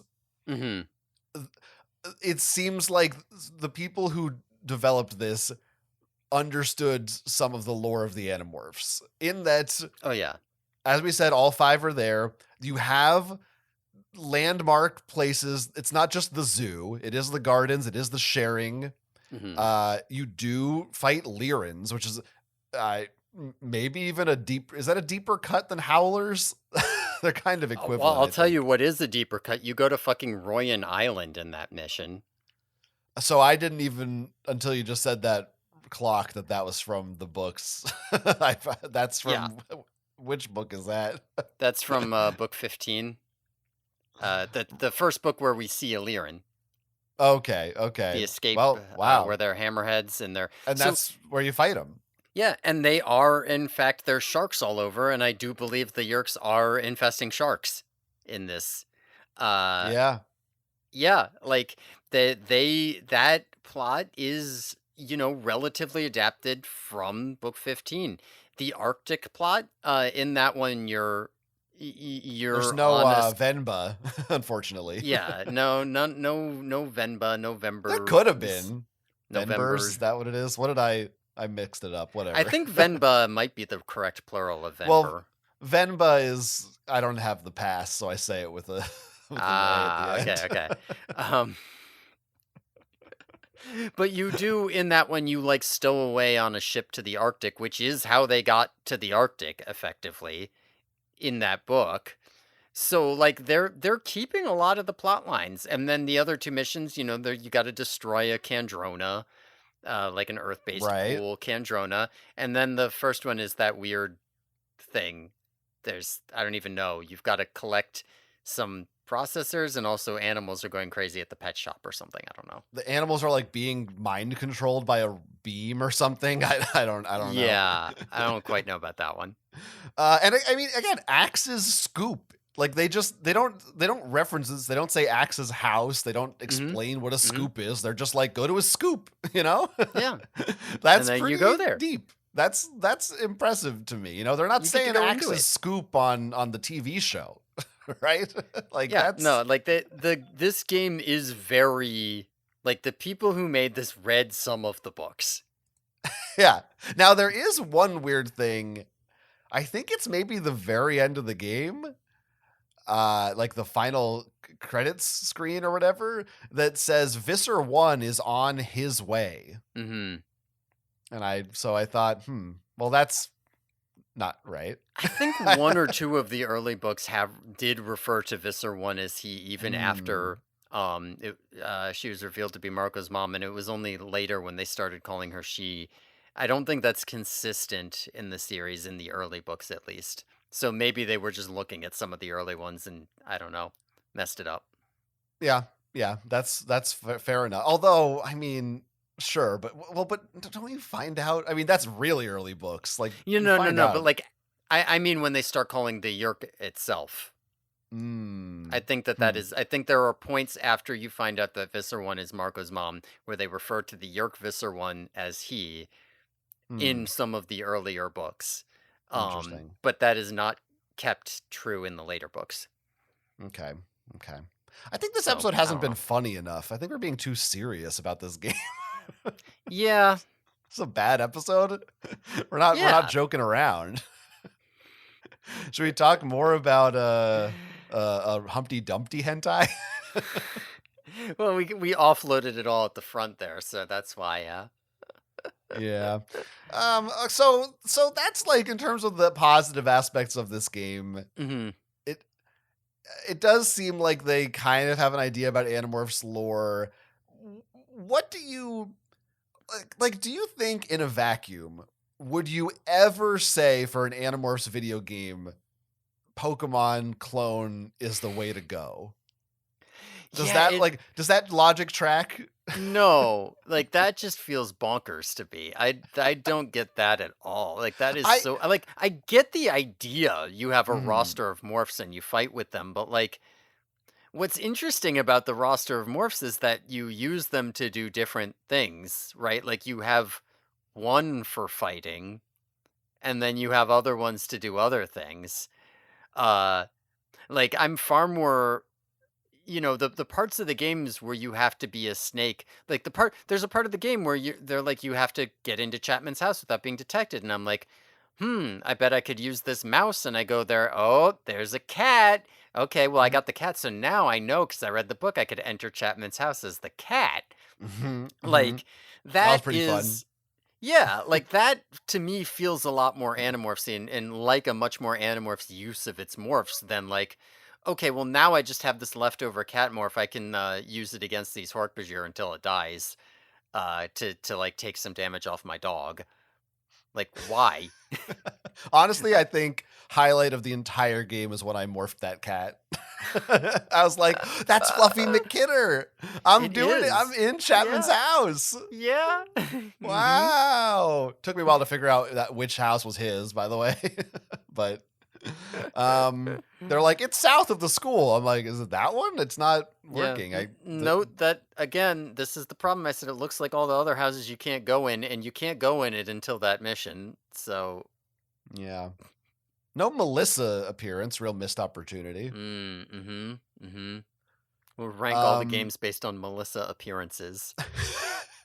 Oh, they're 0 out of all at 10 the for all. bottom. Yeah. That's our tier list. It's just S, A, B. Everything's just at the bottom. No Melissa. No Melissa. There was, by the way, one time in the school when they spawn you, you like complete part of the mission. They spawn you in the parking lot, and all the other Animorphs are there. And I didn't realize they were the other Animorphs because the sprites are kind of shitty, and I thought they were enemies. Or I thought they Yeah. were NPCs. So I was like, what the fuck is this? I just left, and then I didn't know what to do, and finally came back and realized, oh, that's fucking Tobias. I guess I should Yeah. talk to him. Yeah, that's not a Hork-Bajir, that's Tobias. That's a little bird man who Yeah. is, the sprite is the same size as a human being. um, another, I mean, just a couple other Mhm. very frustrating moments that I found. There was a time was running. You can have an option to run in this game. We didn't talk about. Wait, really? I did not know that. Wait, you didn't? I did not know you could run. Maybe that's why I thought the map took so fucking long to cross. No. How do you run? No. You're misunderstanding. Oh. In battle, you can run away Oh. from the battle. Oh. Okay, yes. Yeah, okay. Yeah, okay. Yeah. I was like, how did you miss the word run in all 8,000 battles you did? Okay, yes. No, I did know you could run. I mean, being a dog is running is what that is. But yes, you can run away from a battle, which sometimes doesn't work and sometimes does. No idea what the odds are how they change. Mhm. And there was at least one time, one in particular, it was fighting these wolves in the Arctic, when I was like, I got one wolf morph. I don't need two. There's no reason to fight the second wolf. I just want to get past it and avoid this fight. Couldn't get out of the Mhm. way consistently. Ended up fighting it. Then I thought, oh, I know. I'll run. Why should I fight this battle? I don't care. I'm just going to run away and leave. What happens is, as soon as I left, I don't know if it was probably worse because of this specific area I was in was the tight little corner, but I don't know if this happens maybe in other places too. The second I was back on the overworld, the dog just ran right into me again, the wolf. And there's no, invincibility frames like every other RPG or that has a system like this where there's enemies on the map that you can run away from. You have like 3 seconds where you can get away and they can't hit you again. Not so here. I tried to run away like 10 times and it would just warp after the running to in front of wherever I was and hit me again immediately. Yeah, so Fucking that infuriating. one I didn't have that issue with, mostly because I was just like, well, if I beat the new wolf with my old wolf, then I'll get the wolf morph and my wolf will be at full health again. I just found the But wolves so it wasn't consistent, the wolf v wolf fight. Like I couldn't beat them. At least not without taking a ton of damage or something. But that's I okay if kept you take a fucking ton up. of damage, because if you survive, you get a new wolf morph that overrides your old wolf morph, and the new one has full health. So fuck it, you Yeah, but can not the lose all second your. wolf. But I was using that wolf against the polar bear because I found that Yeah, actually but worked the best. no, you overwrite the first wolf with the second wolf, and then you just have a full health wolf. I don't know. The I wolves don't know. just seemed bad to me. This is a Visser 3 situation where Sure.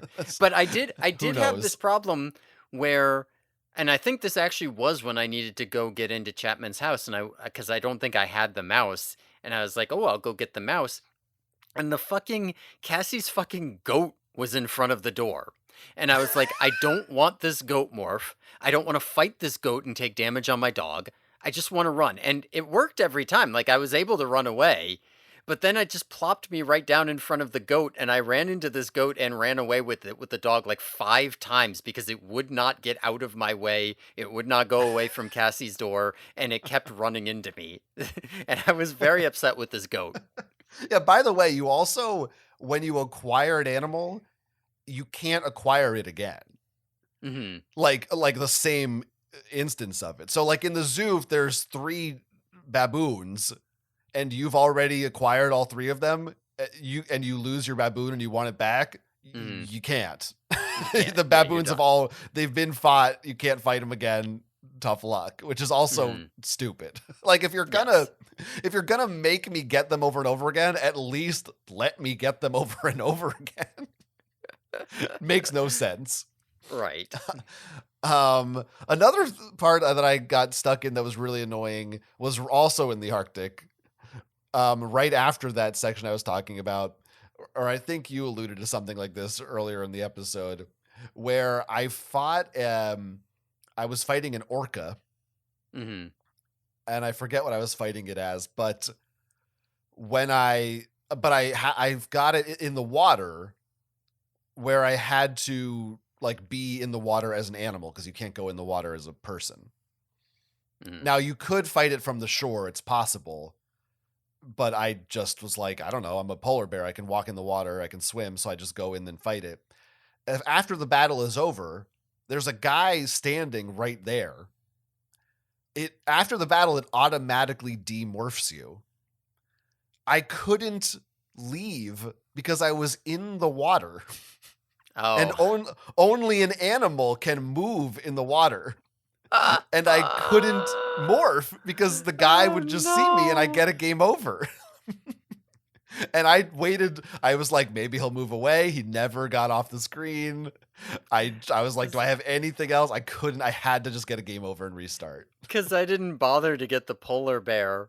I just was like, I got a wolf, it's fine, fuck it. And I went and fought the orca on the shore, Yeah, well, I out did of that line too. of sight of the guy. Yeah, no, that's true. When you're in the water, if you demorph, you cannot move until you morph to a water thing again. Oh, that's Very, funny. Oh, that very, sucks. very annoying. It's interesting to hear the different like strategies, if you can call them that we use, because I felt like I had to get the wolf so that I could get the polar bear so that I could beat the orca. It felt like very Mm. do this, do this, do this to me. I didn't feel like there was wiggle room. But maybe there was. What Yeah, else? I think I was just like, well, I've got this elephant and this lion, and together they can beat the orca. And if I beat the orca with them but don't get low enough on either of them, then I'll just fight aliens with the elephant and lion each until they're back up at full. But if I fight the polar bear and fight the orca, well, then I might lose so much health on one of these that on either the lion or the elephant, I can't get it back. And since I can't go all the way back, I'd just be out one of those. And I don't know if the polar bear's better, so screw it. I know these work. I can tell you the polar bear fucking demolished Hork-Bajir's Taxons and Yerks. It was Hmm. like it just steamrolled them. Yeah, I mean the That was lion also also just mm, wrecked everything, but that particular section. I was one that I ended up replaying many times because I kept dying at the platforming mm. game and having to start from the wolves again. So I have I spent a lot of time there. So Yes, that I got more of the nitty gritty details of it. that makes sense because that was long after I was save stating, and I was just like, oh, if I die, fuck it, we just restart from where it's all good, whatever, doesn't Yeah. matter. Which I gotta say, it did make the game a lot more tolerable, but it also made it a lot more boring because it was like, yeah, you can just win any fight by getting lucky. So like half the time, Mm. you might have a point where it's just like, yeah, there's 3 fights in a row that my strategy has like a 60% chance of beating. So I just did it, and you can't do that because you're gonna fail most of the time. You got to do something better. Well, that was where I didn't use save states, but like when I started reaching those points after replaying a section 10 times and failing a minigame, I just said, like, I just looked at the walkthrough and was like, oh, after the minigame, I'd like do something and it's over. Fuck it. I'll look online. There's a password for the next mission. I don't need to see the end of this mission. It's not worth the aggravation. So I didn't, I don't think I beat missions 2 or 3 officially. I just got to the end of them and got fed up and just said, I'll just fucking go to the next one. Well, let's talk about the mini games, the side-scrolling mini games, because it sounds like you might have actually had some issues with them. Yeah, so there's I guess there's 2 kinds. I don't know. How do they list them in the manual somewhere, Are don't there they? 2 kinds? Yeah, I guess there's 2. I don't know. Yeah, so well, There's yeah, 4 total. 3. Yes, so there's 2 that are basically the same, where you're either a mole or a seal. The screen moves and you have to jump in time over rocks that show up, or sometimes you have to jump over or dodge. I don't even know what the fuck they are. Aliens? Spaceships? What are these things? Floating stone head? I don't know. Yeah, I don't know what it is. And then there's one where you're a bat and one where you're a dolphin. The bat one is similar, where you're avoiding obstacles, but you don't have to jump because you're just moving up and down, flying. So I found that easier.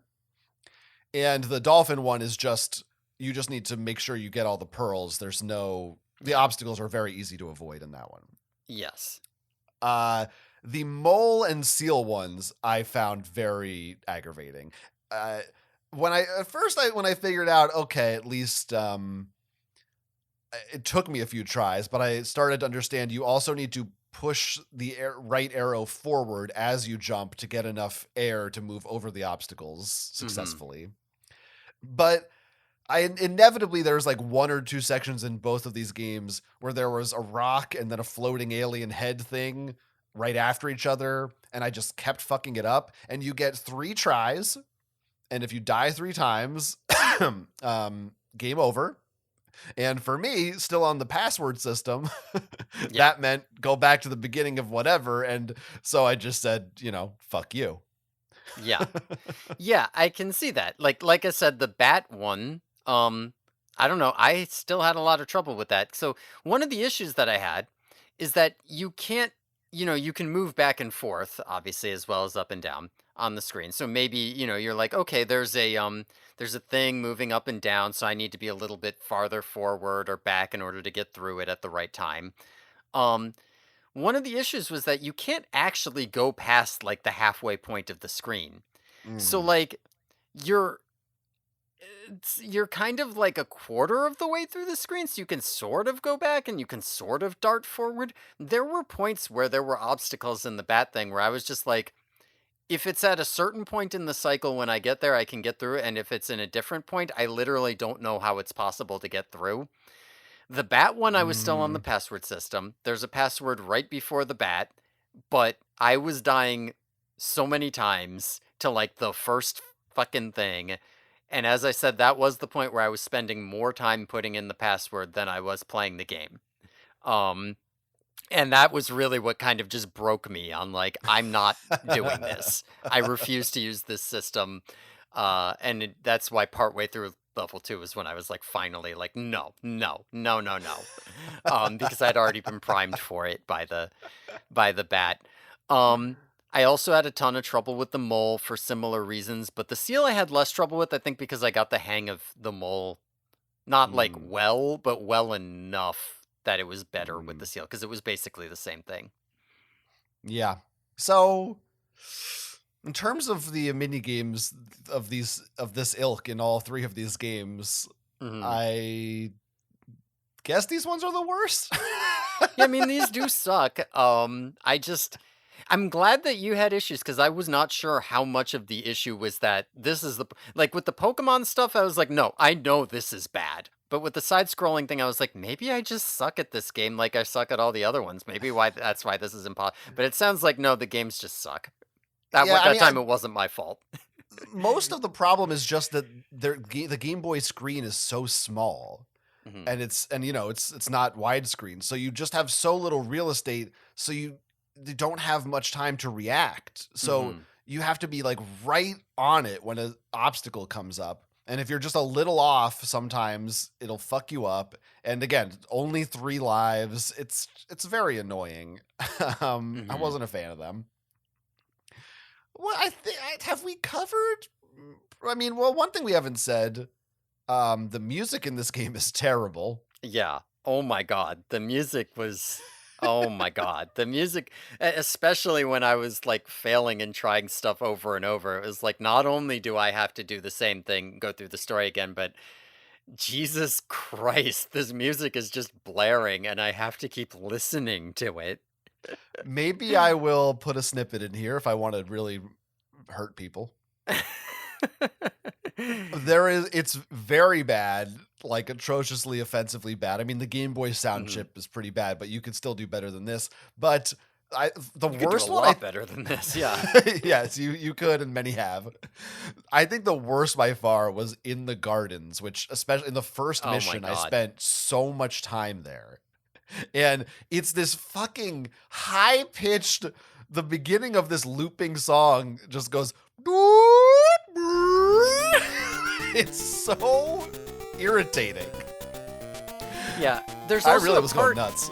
in the Gardens music where the tempo slows down, but it doesn't slow down in a naturalistic way. It slows down in a way where I'm like, is my like emulator lagging or some shit? Oh no, that's just the music sounding like shit.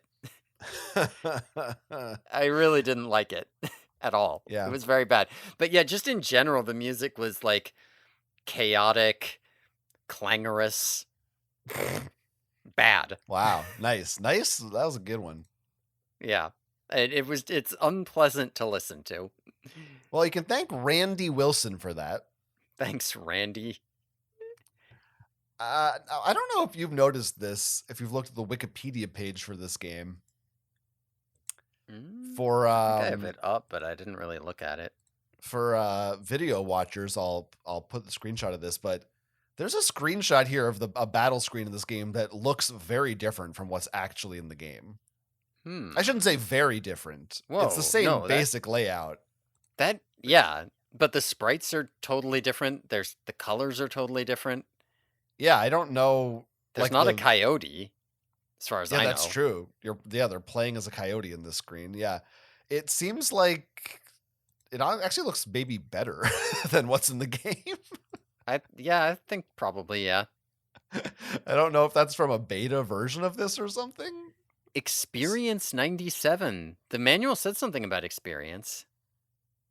Yeah, it does. It shows the Hork-Bajir, not you, says it has experience. Maybe that's telling you how strong they are, Yeah. like their Or how much level. yeah, or how much you get for beating it. No, it's probably how strong it is.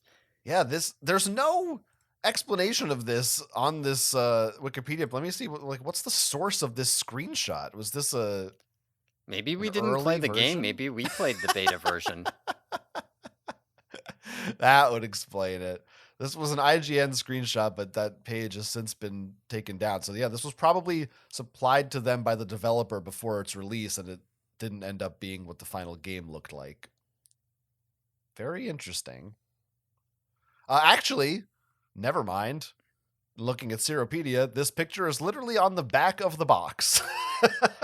And not only that, if you look at this, there's also a screenshot of the bat section where the bat is flashing red, which doesn't happen. And there's a text on the bottom that says, "Watch out for live wires. Find the crystal," which it never says when you play this game.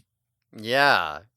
When you're playing the bat, you watch out for live wires just to get to the end of the thing where there's a big boss taxon. There's no crystal. So this is Mm. really there's definitely some version of this game that maybe did or didn't exist that they maybe pushed this out before it was finished or something. I don't Yeah, know. no, this is one of those things where they had some like nice looking mock-ups and then they made a shitty game and they were like, put the nice looking screen on the box because we want people to buy it, right? Here's a couple other little fun things about this game from the era. Mm-hmm. Um, Mm-hmm. Here's let's see. Here's some text from Morph with a Z, which I believe we read about. They did a preview for Know the Secret that we read on the show. And this might be the same author who got to preview this game, or actually, I think they're just writing about IGN's preview of it.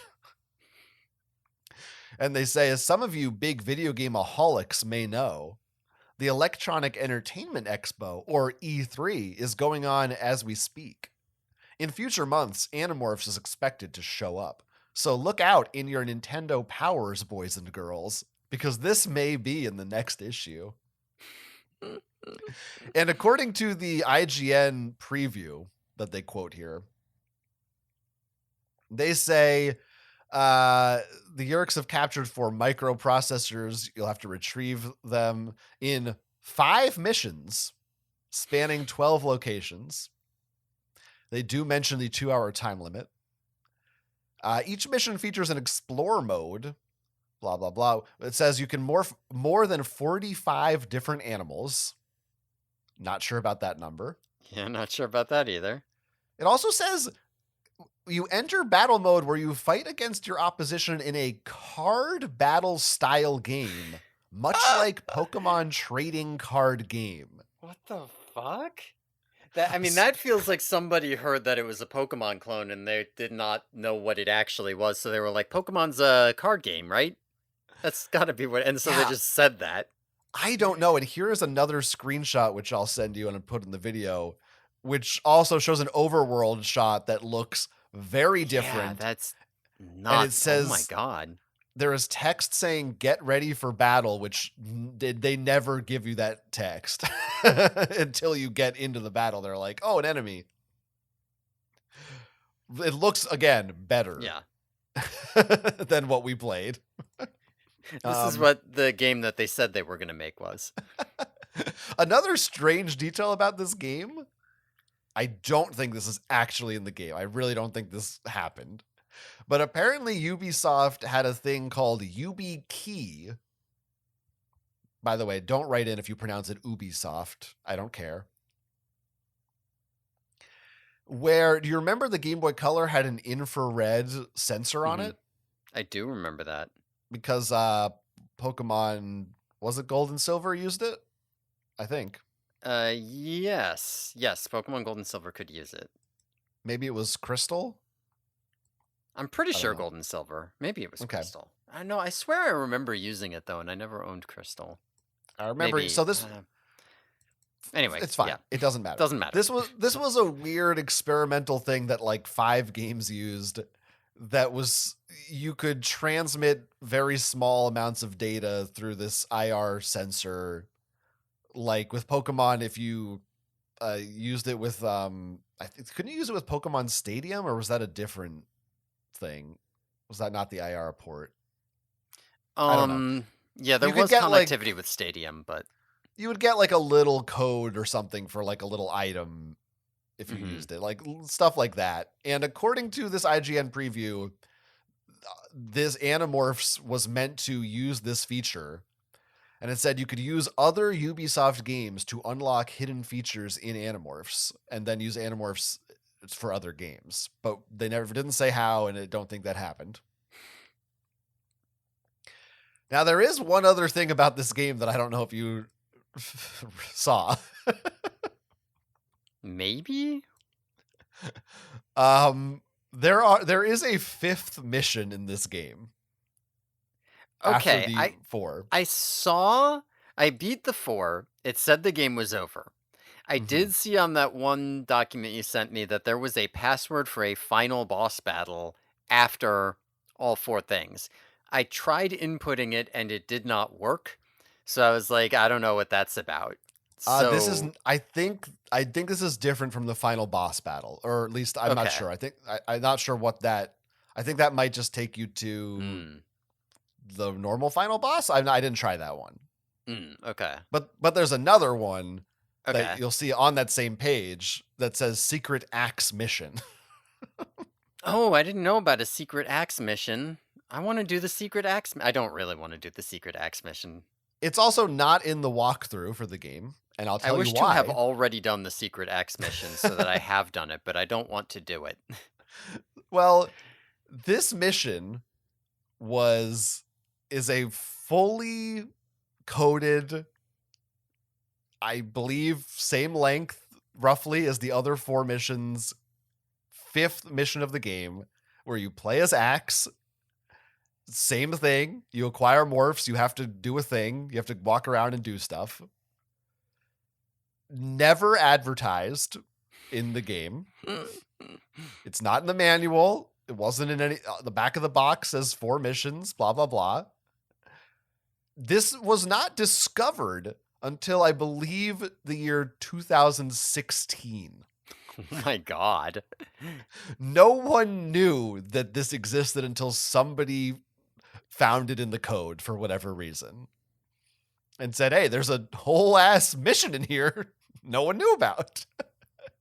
I believe I looked online when I was trying to find footage of this, and looks like this has become, there is like a very niche jokey speed running community for this game.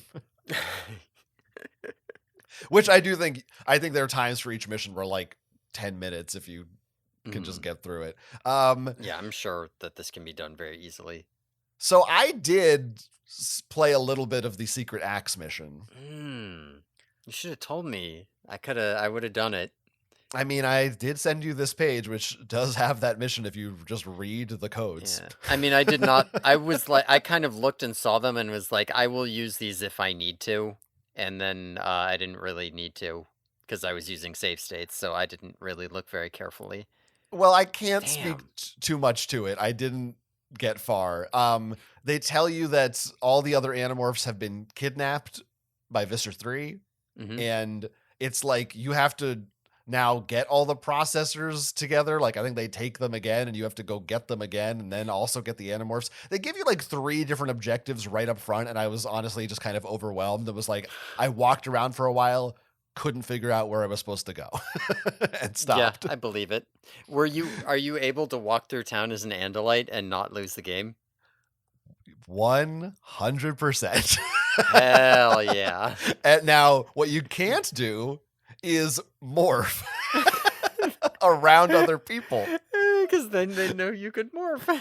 But they can't know you're an Animorph, but it's fine that you're an Andalite and you can talk to humans and nobody bats an eye.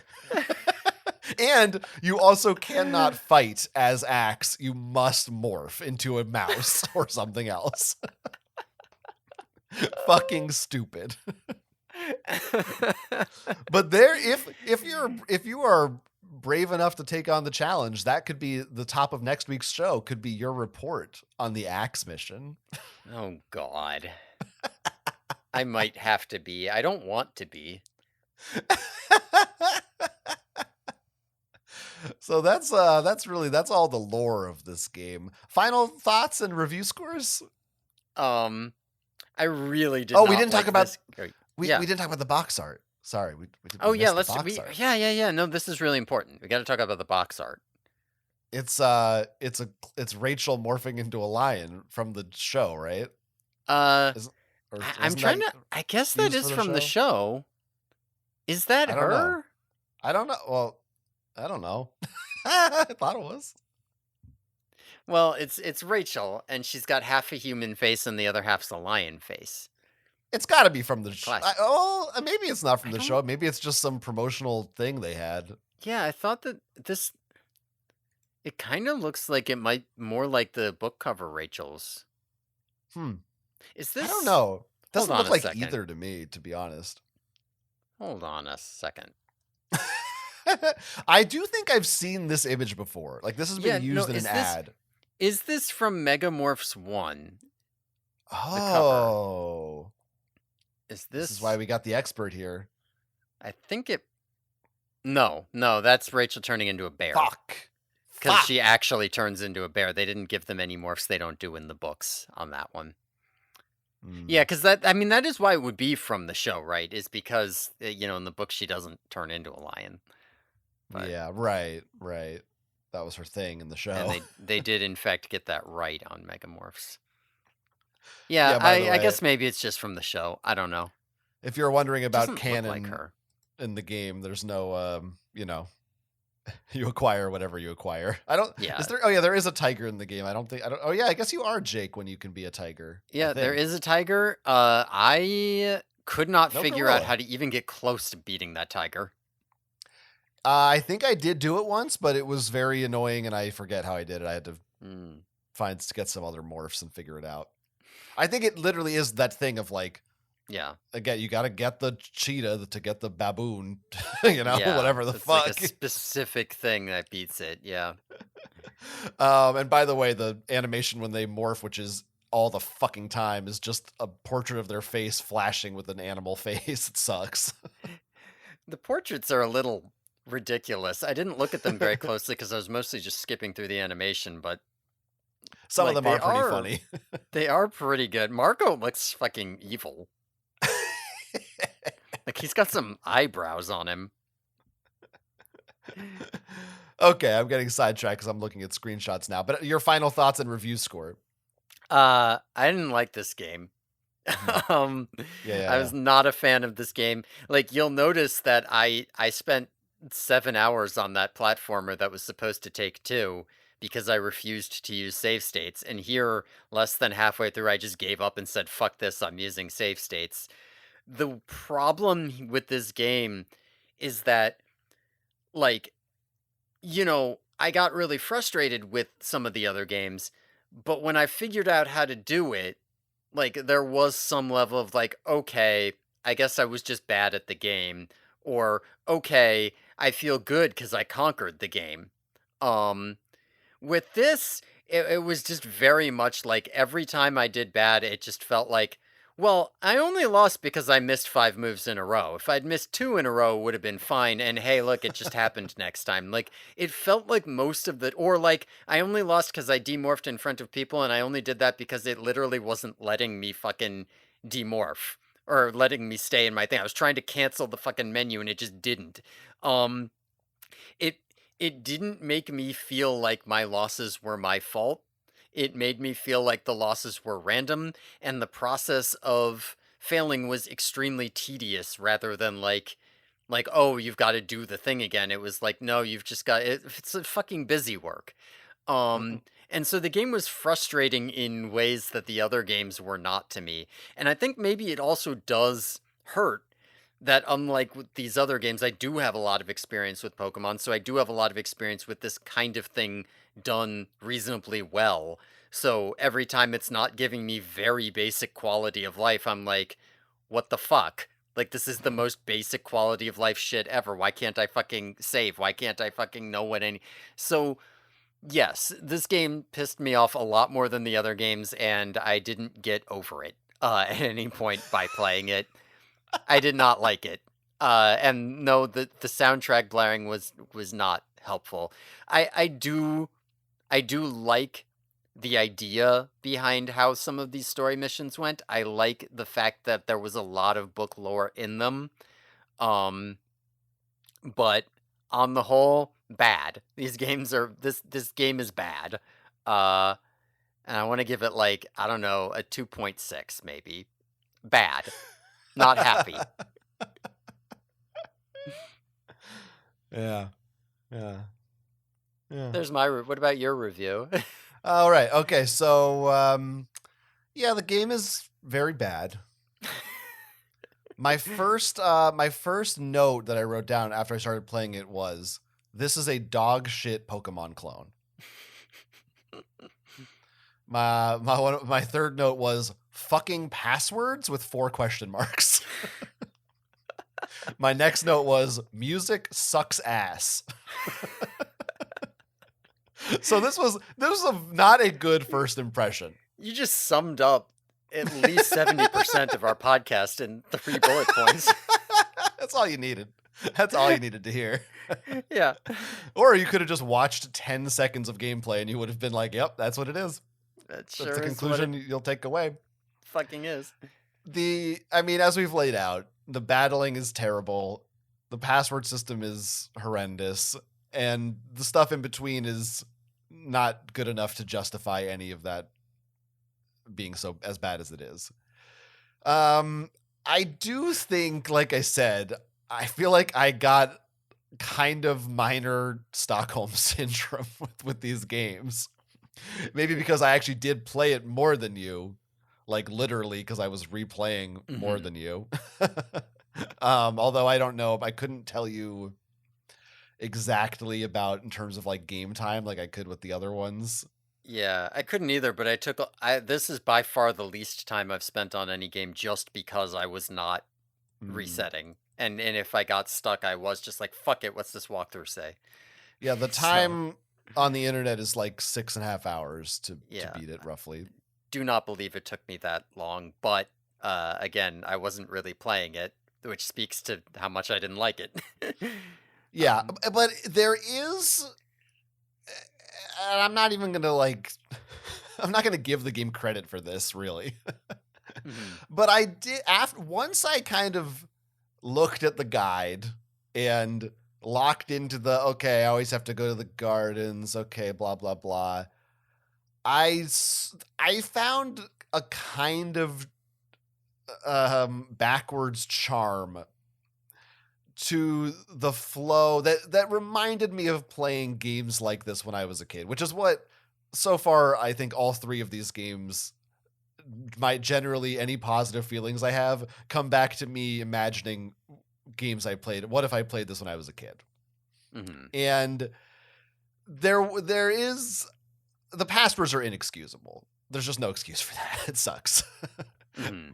But there is something that I personally find in a weird way sort of like I said charming about oh, there's this weird, obscure thing, but in a way that kind of unlocks something in my brain that once I know it, it's horrible not to know it. But once I know, oh, I start the game and oh, you have to go to the gardens, of course, and you have to get this and then get this and then get the lion. Oh, and then you go here.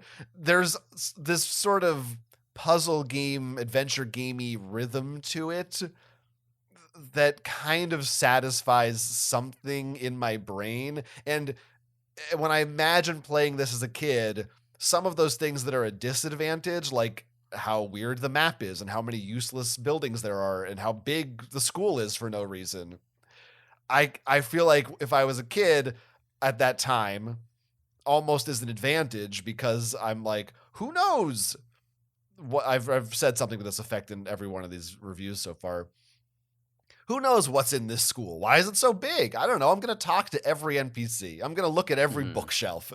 Is it going to matter? No, but I'm going to feel like there's some weird, if you move that truck, is there a Mew behind it? you know? there there's something about that I sort of like. But the biggest issue with the game is just that they don't fucking tell you anything. Mhm. And with just some little tweaks could go such a long way to making this just kind of bad instead of horrendous. I don't know. All that is to Yeah. say, not much. Like that's not a ringing endorsement. But I thought I would give you that sort of. There was sort of a transition point, but then if it still swung back around to I died again. Fuck this. I'm done. Mhm. I mean, I did like the idea of walking around the Animorphs town and going to the locations I needed to, but like staying in the same environment every time. I think that it would have gone a long way if there were more in the town, even if the more in the town wasn't worth anything. Like, even if it was just like, you go up to this house, instead of seeing like, oh, well, here's 2 rows of identical houses that you never need to go to and they're worthless. They're just here to fill space. If you were just like, if you go up to this one, it says Juan's house and this one says Terry's house. Uh, what if instead of 3 pieces of dialogue that were interchangeable, every NPC said a different line, one single different line, right? What if the reason that there was a library is that there were multiple books you could read? Or like, it's like, oh, that's an algebra book. I better do better in my classes or something like that. Ooh, Yeah. here's my science book. I got a B last on my last project. And it just said that. Just some sense that there was any reason for them to have built this world other than to just fill up space. because they could. I think would have gone a long way in enjoying being in the Animorphs town a little bit more for me. I do see what you're saying though about the appeal of being in that space though. I think that would also go a long way to, in those times when you're walking around and wandering and not really sure where to go, Mhm. if there was stuff to do everywhere, then you'd be like, oh, I'll just do all this interesting stuff along the way, and eventually I'll find the place I'm supposed to go. But since it Mhm. really is in each mission, just if it's not the place to go, there's just nothing else to Yeah. do. it's not like oh, it's a little puzzle. I have to figure out where to go. It's just no, there's one goddamn spot Yeah. and You that's it. can't even go there. Like you want to go to the school in the first mission, you can't. It's not Yeah. it's not open until the mission you have to go to the school. Yeah. I wonder if it would make more sense to. Would it have been better if you were all the Animorphs and each Animorph just, Rachel's a tiger or whatever, and Mhm. you swap between them? And because it does feel sort of weird that all the Animorphs are like, hey, Cassie, go do this shit. What the fuck are Yeah. you doing? Where are Yeah, like you? the other games where you can just flip out what Animorph you are. Yeah, right. I don't Yeah. know. That's neither here nor there. My final score for this game, I'm gonna go a little higher than you. I think I'm gonna say 3.3 Hmm. out of 10. Out of 10, of course. Now, I'm withholding what my scores are out of for the moment, just in case. oh, sure. Now, we do have a review here for the actual IGN review from 2000, which apparently was updated in December 2018. I have no idea why, but it says that. Well, because of the new level they discovered in 2016. That must be why. Isn't that crazy though? Fucking Yeah, 16 years later. that is fucking crazy. Like that must have been they must have been like thinking like, oh, everyone will love our Animorphs game, and then we'll do like a special event where you show up at the bookstore and they give you a code that unlocks and then everyone hated the game, so they Yeah. never did it, right? I want maybe it was supposed to be the IR code thing, the IR Mm, sensor. If you like yeah, that linked could up with be. someone else, you unlocked it. It's insane that they never told anyone it was there. Okay. IGN says, here's their final verdict. This is interesting. RPG gaming isn't what little kids want. It's what bigger kids want, but they can't get it. Instead, dozens of these childish RPGs come out and they all miss their target audience.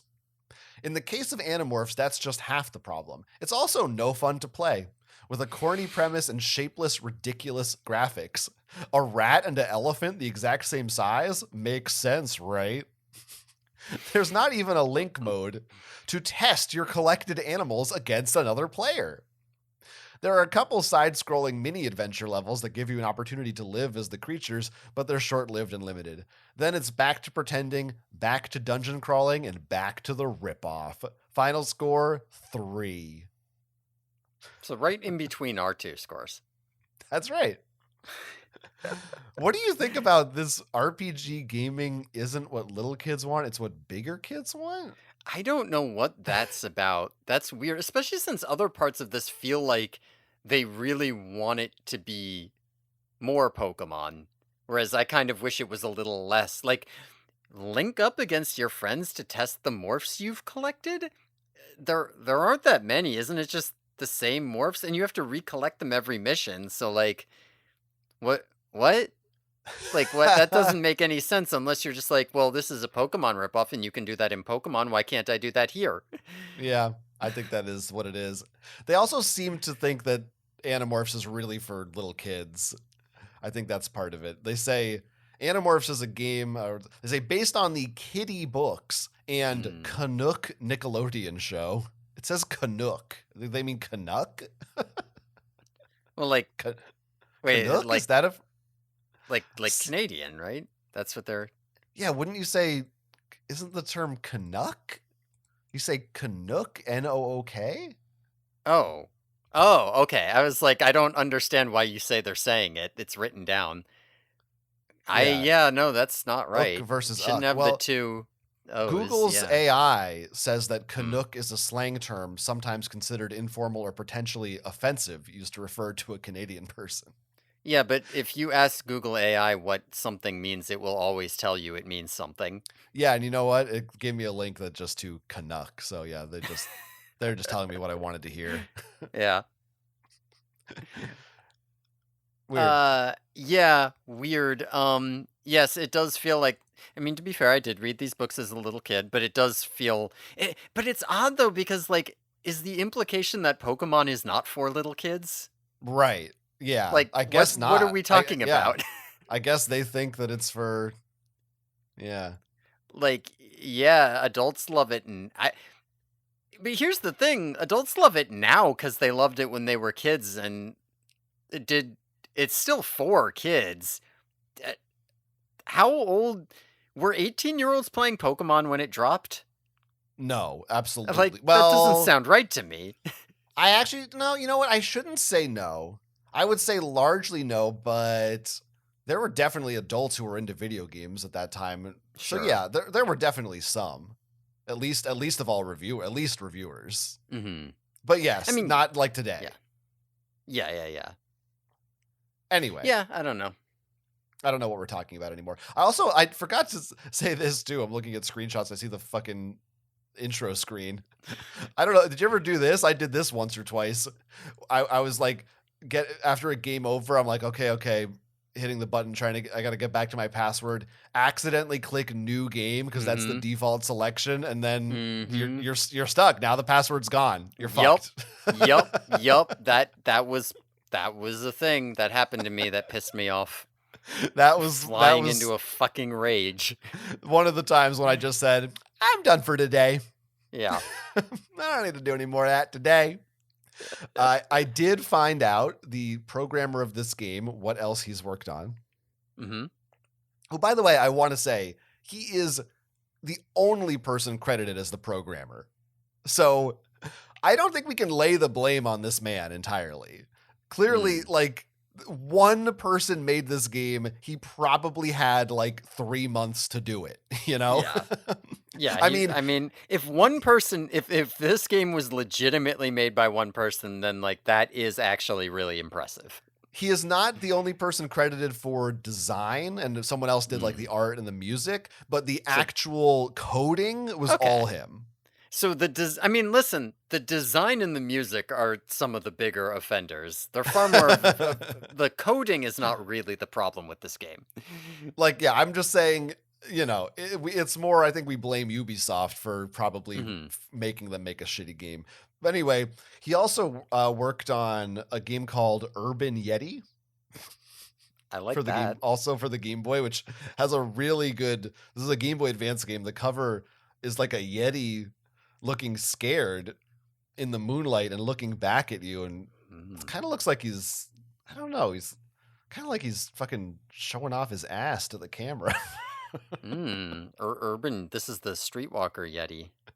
Yeah, check out Urban Yeti. Yeah, Uh, no, he's you listed as a don't let me keep going. You need to move on. okay. He's listed as a producer on a bunch of like World War II games I've never heard of. Some a port of Mega Man 2 to the iPhone, and a Smurfs game in 2011. I mean, this is not a guy who went on to great things.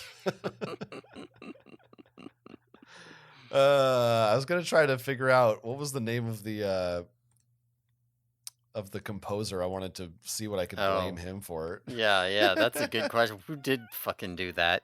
Whose fault Where, is it? oh, I also have the Nintendo Power review here Ooh. on Seropedia. Nintendo Power gave it much higher scores. Mm. They had multiple people review it out of 5 stars. 3 of 5 gave it 3 stars. One person gave it 3.5 stars. And one person gave it only 1 star. And their little comments they gave, Animorphs manages to remain faithful to the spirit of the license. It's a different spin on collecting games. Every element manages to work while conveying the feel of the books and show. The only negative comment from Jill says, the graphics could be so much better. They liked it. They liked it, I guess. They said it would have been easy to make Animorphs just another trendy game that relies on the collect 'em all angle, but Ubisoft took the time to create a full-fledged action-adventure game that merely uses menagerie building as a key to fun puzzle solving. Yeah, this is that Nintendo Power quality opinion. Yeah, I mean, they also wanted to sell games. Yeah. Hey, one person gave it 1 star, so that's something. I think they were mostly just enthused that it was not a total ripoff of Pokemon. Like the ways that make it worse than Pokemon, they were like, yeah, but it's different. Not Pokemon, yeah. Yeah. You got to give them credit. I mean, yes, it's worse. Oh, and theirs also says, by the way, 5 missions. So at one point that was like in the copy. Mission. They were told about it. They knew.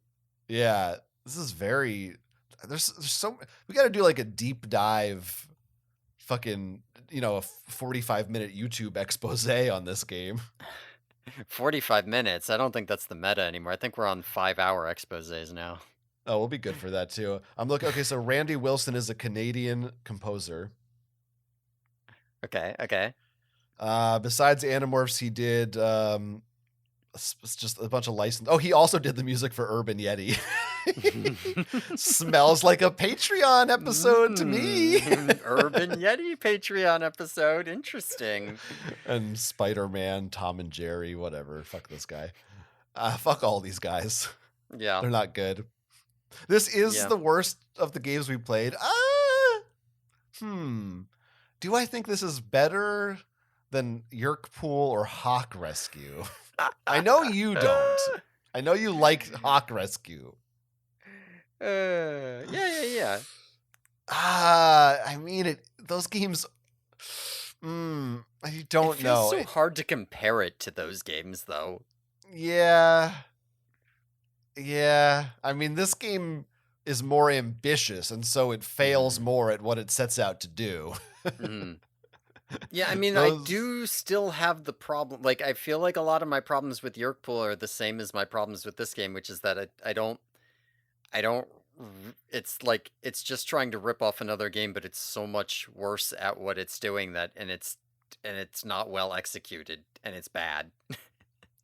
It's not well executed and it's bad. That sums it up right there. Those are my opinions. That's what I think this game primarily gets wrong, is that it's bad. just to sum it all up. Well, here's the good news. Other than the axe mission, which you have to play, we never have to play it again. And in fact, we're finished. We have now played every Animorphs video game in existence. Holy shit. Which is something that very few people can probably say. Yeah, I think that's true. We're kind of amazing. We're some of the truest Animorphs fans out there. Like, I think if you haven't played all the video games, you're not a real fan like we are. Very true. And listeners have heard us talk about them all, and we're done with the video games. And you know what we're moving on to next? Ooh, I'm getting kind of excited. What is it? There aren't as many, so unlike we don't get a full month this time, but you will get 2 weeks, the next 2 weeks back to back of Animorphs tabletop games, colloquially known as board games or card games. But there's one of each. Tabletop is the all-encompassing. It's the catch-all term. Well, you're the expert on that. Well, we'll get to that next week. We will. Listeners, if you have thoughts or opinions about Animorphs for the Game Boy Color, email us, theyerkyboys@gmail.com. We'll read it on the show. And check out our Patreon, patreon.com/theyerkyboys. This week, our bonus episode will be talking about the book, The Wizard of Earth. Is it just a wizard or is it the wizard? Yeah, a Wizard of Earthsea. A Wizard of Earthsea. He's not, because there's multiple. He's not the. Right. He's just one of them. We're going to be talking about that book. And also follow me online if you want at jonathanestis.com, or follow me on Blue Sky at Quents. Yeah, follow me on Blue Sky at Dog Times, I guess, but only if you have Humpty Dumpty hentai to send to me. Otherwise, fuck off. I Mhm. don't want to hear from you. Definitely DM those to him. Do not email them to us. I do not want to see it. Wait, I willingly Googled it. I jumped right Yeah, I in. mean, So yeah, I don't know why you're posturing over here. If I get it, you're going to be begging for it. I know. I'm gonna be like, oh my god, look at that. Look at how he's cracked. Mm, Fucking look at the slut. curve on that shell. Oh my god. You can just see that yolk dripping out. Oh my god. Oh my, he's like oozing out of the crack. I'm gonna be like Rocky the way I fucking chug that yolk. I You want know to what see I'm saying? that raw white oozing out, and then just that yolk all bloop out in one big piece. Oh my god. Humpty Dumpty's like, Fucking. he's like, Oh. don't be gentle. I can take it. Break me. And they do. Oh yeah, you said where they can follow you. Okay, yeah, we're done. Yeah, I think we're done here. I don't think anyone needs to hear where this conversation's going to go next. Thanks everyone for listening. Tune in next week when we will be talking about Animorphs, the invasion game, in which Jake turns into a lizard on the Yerky Boys.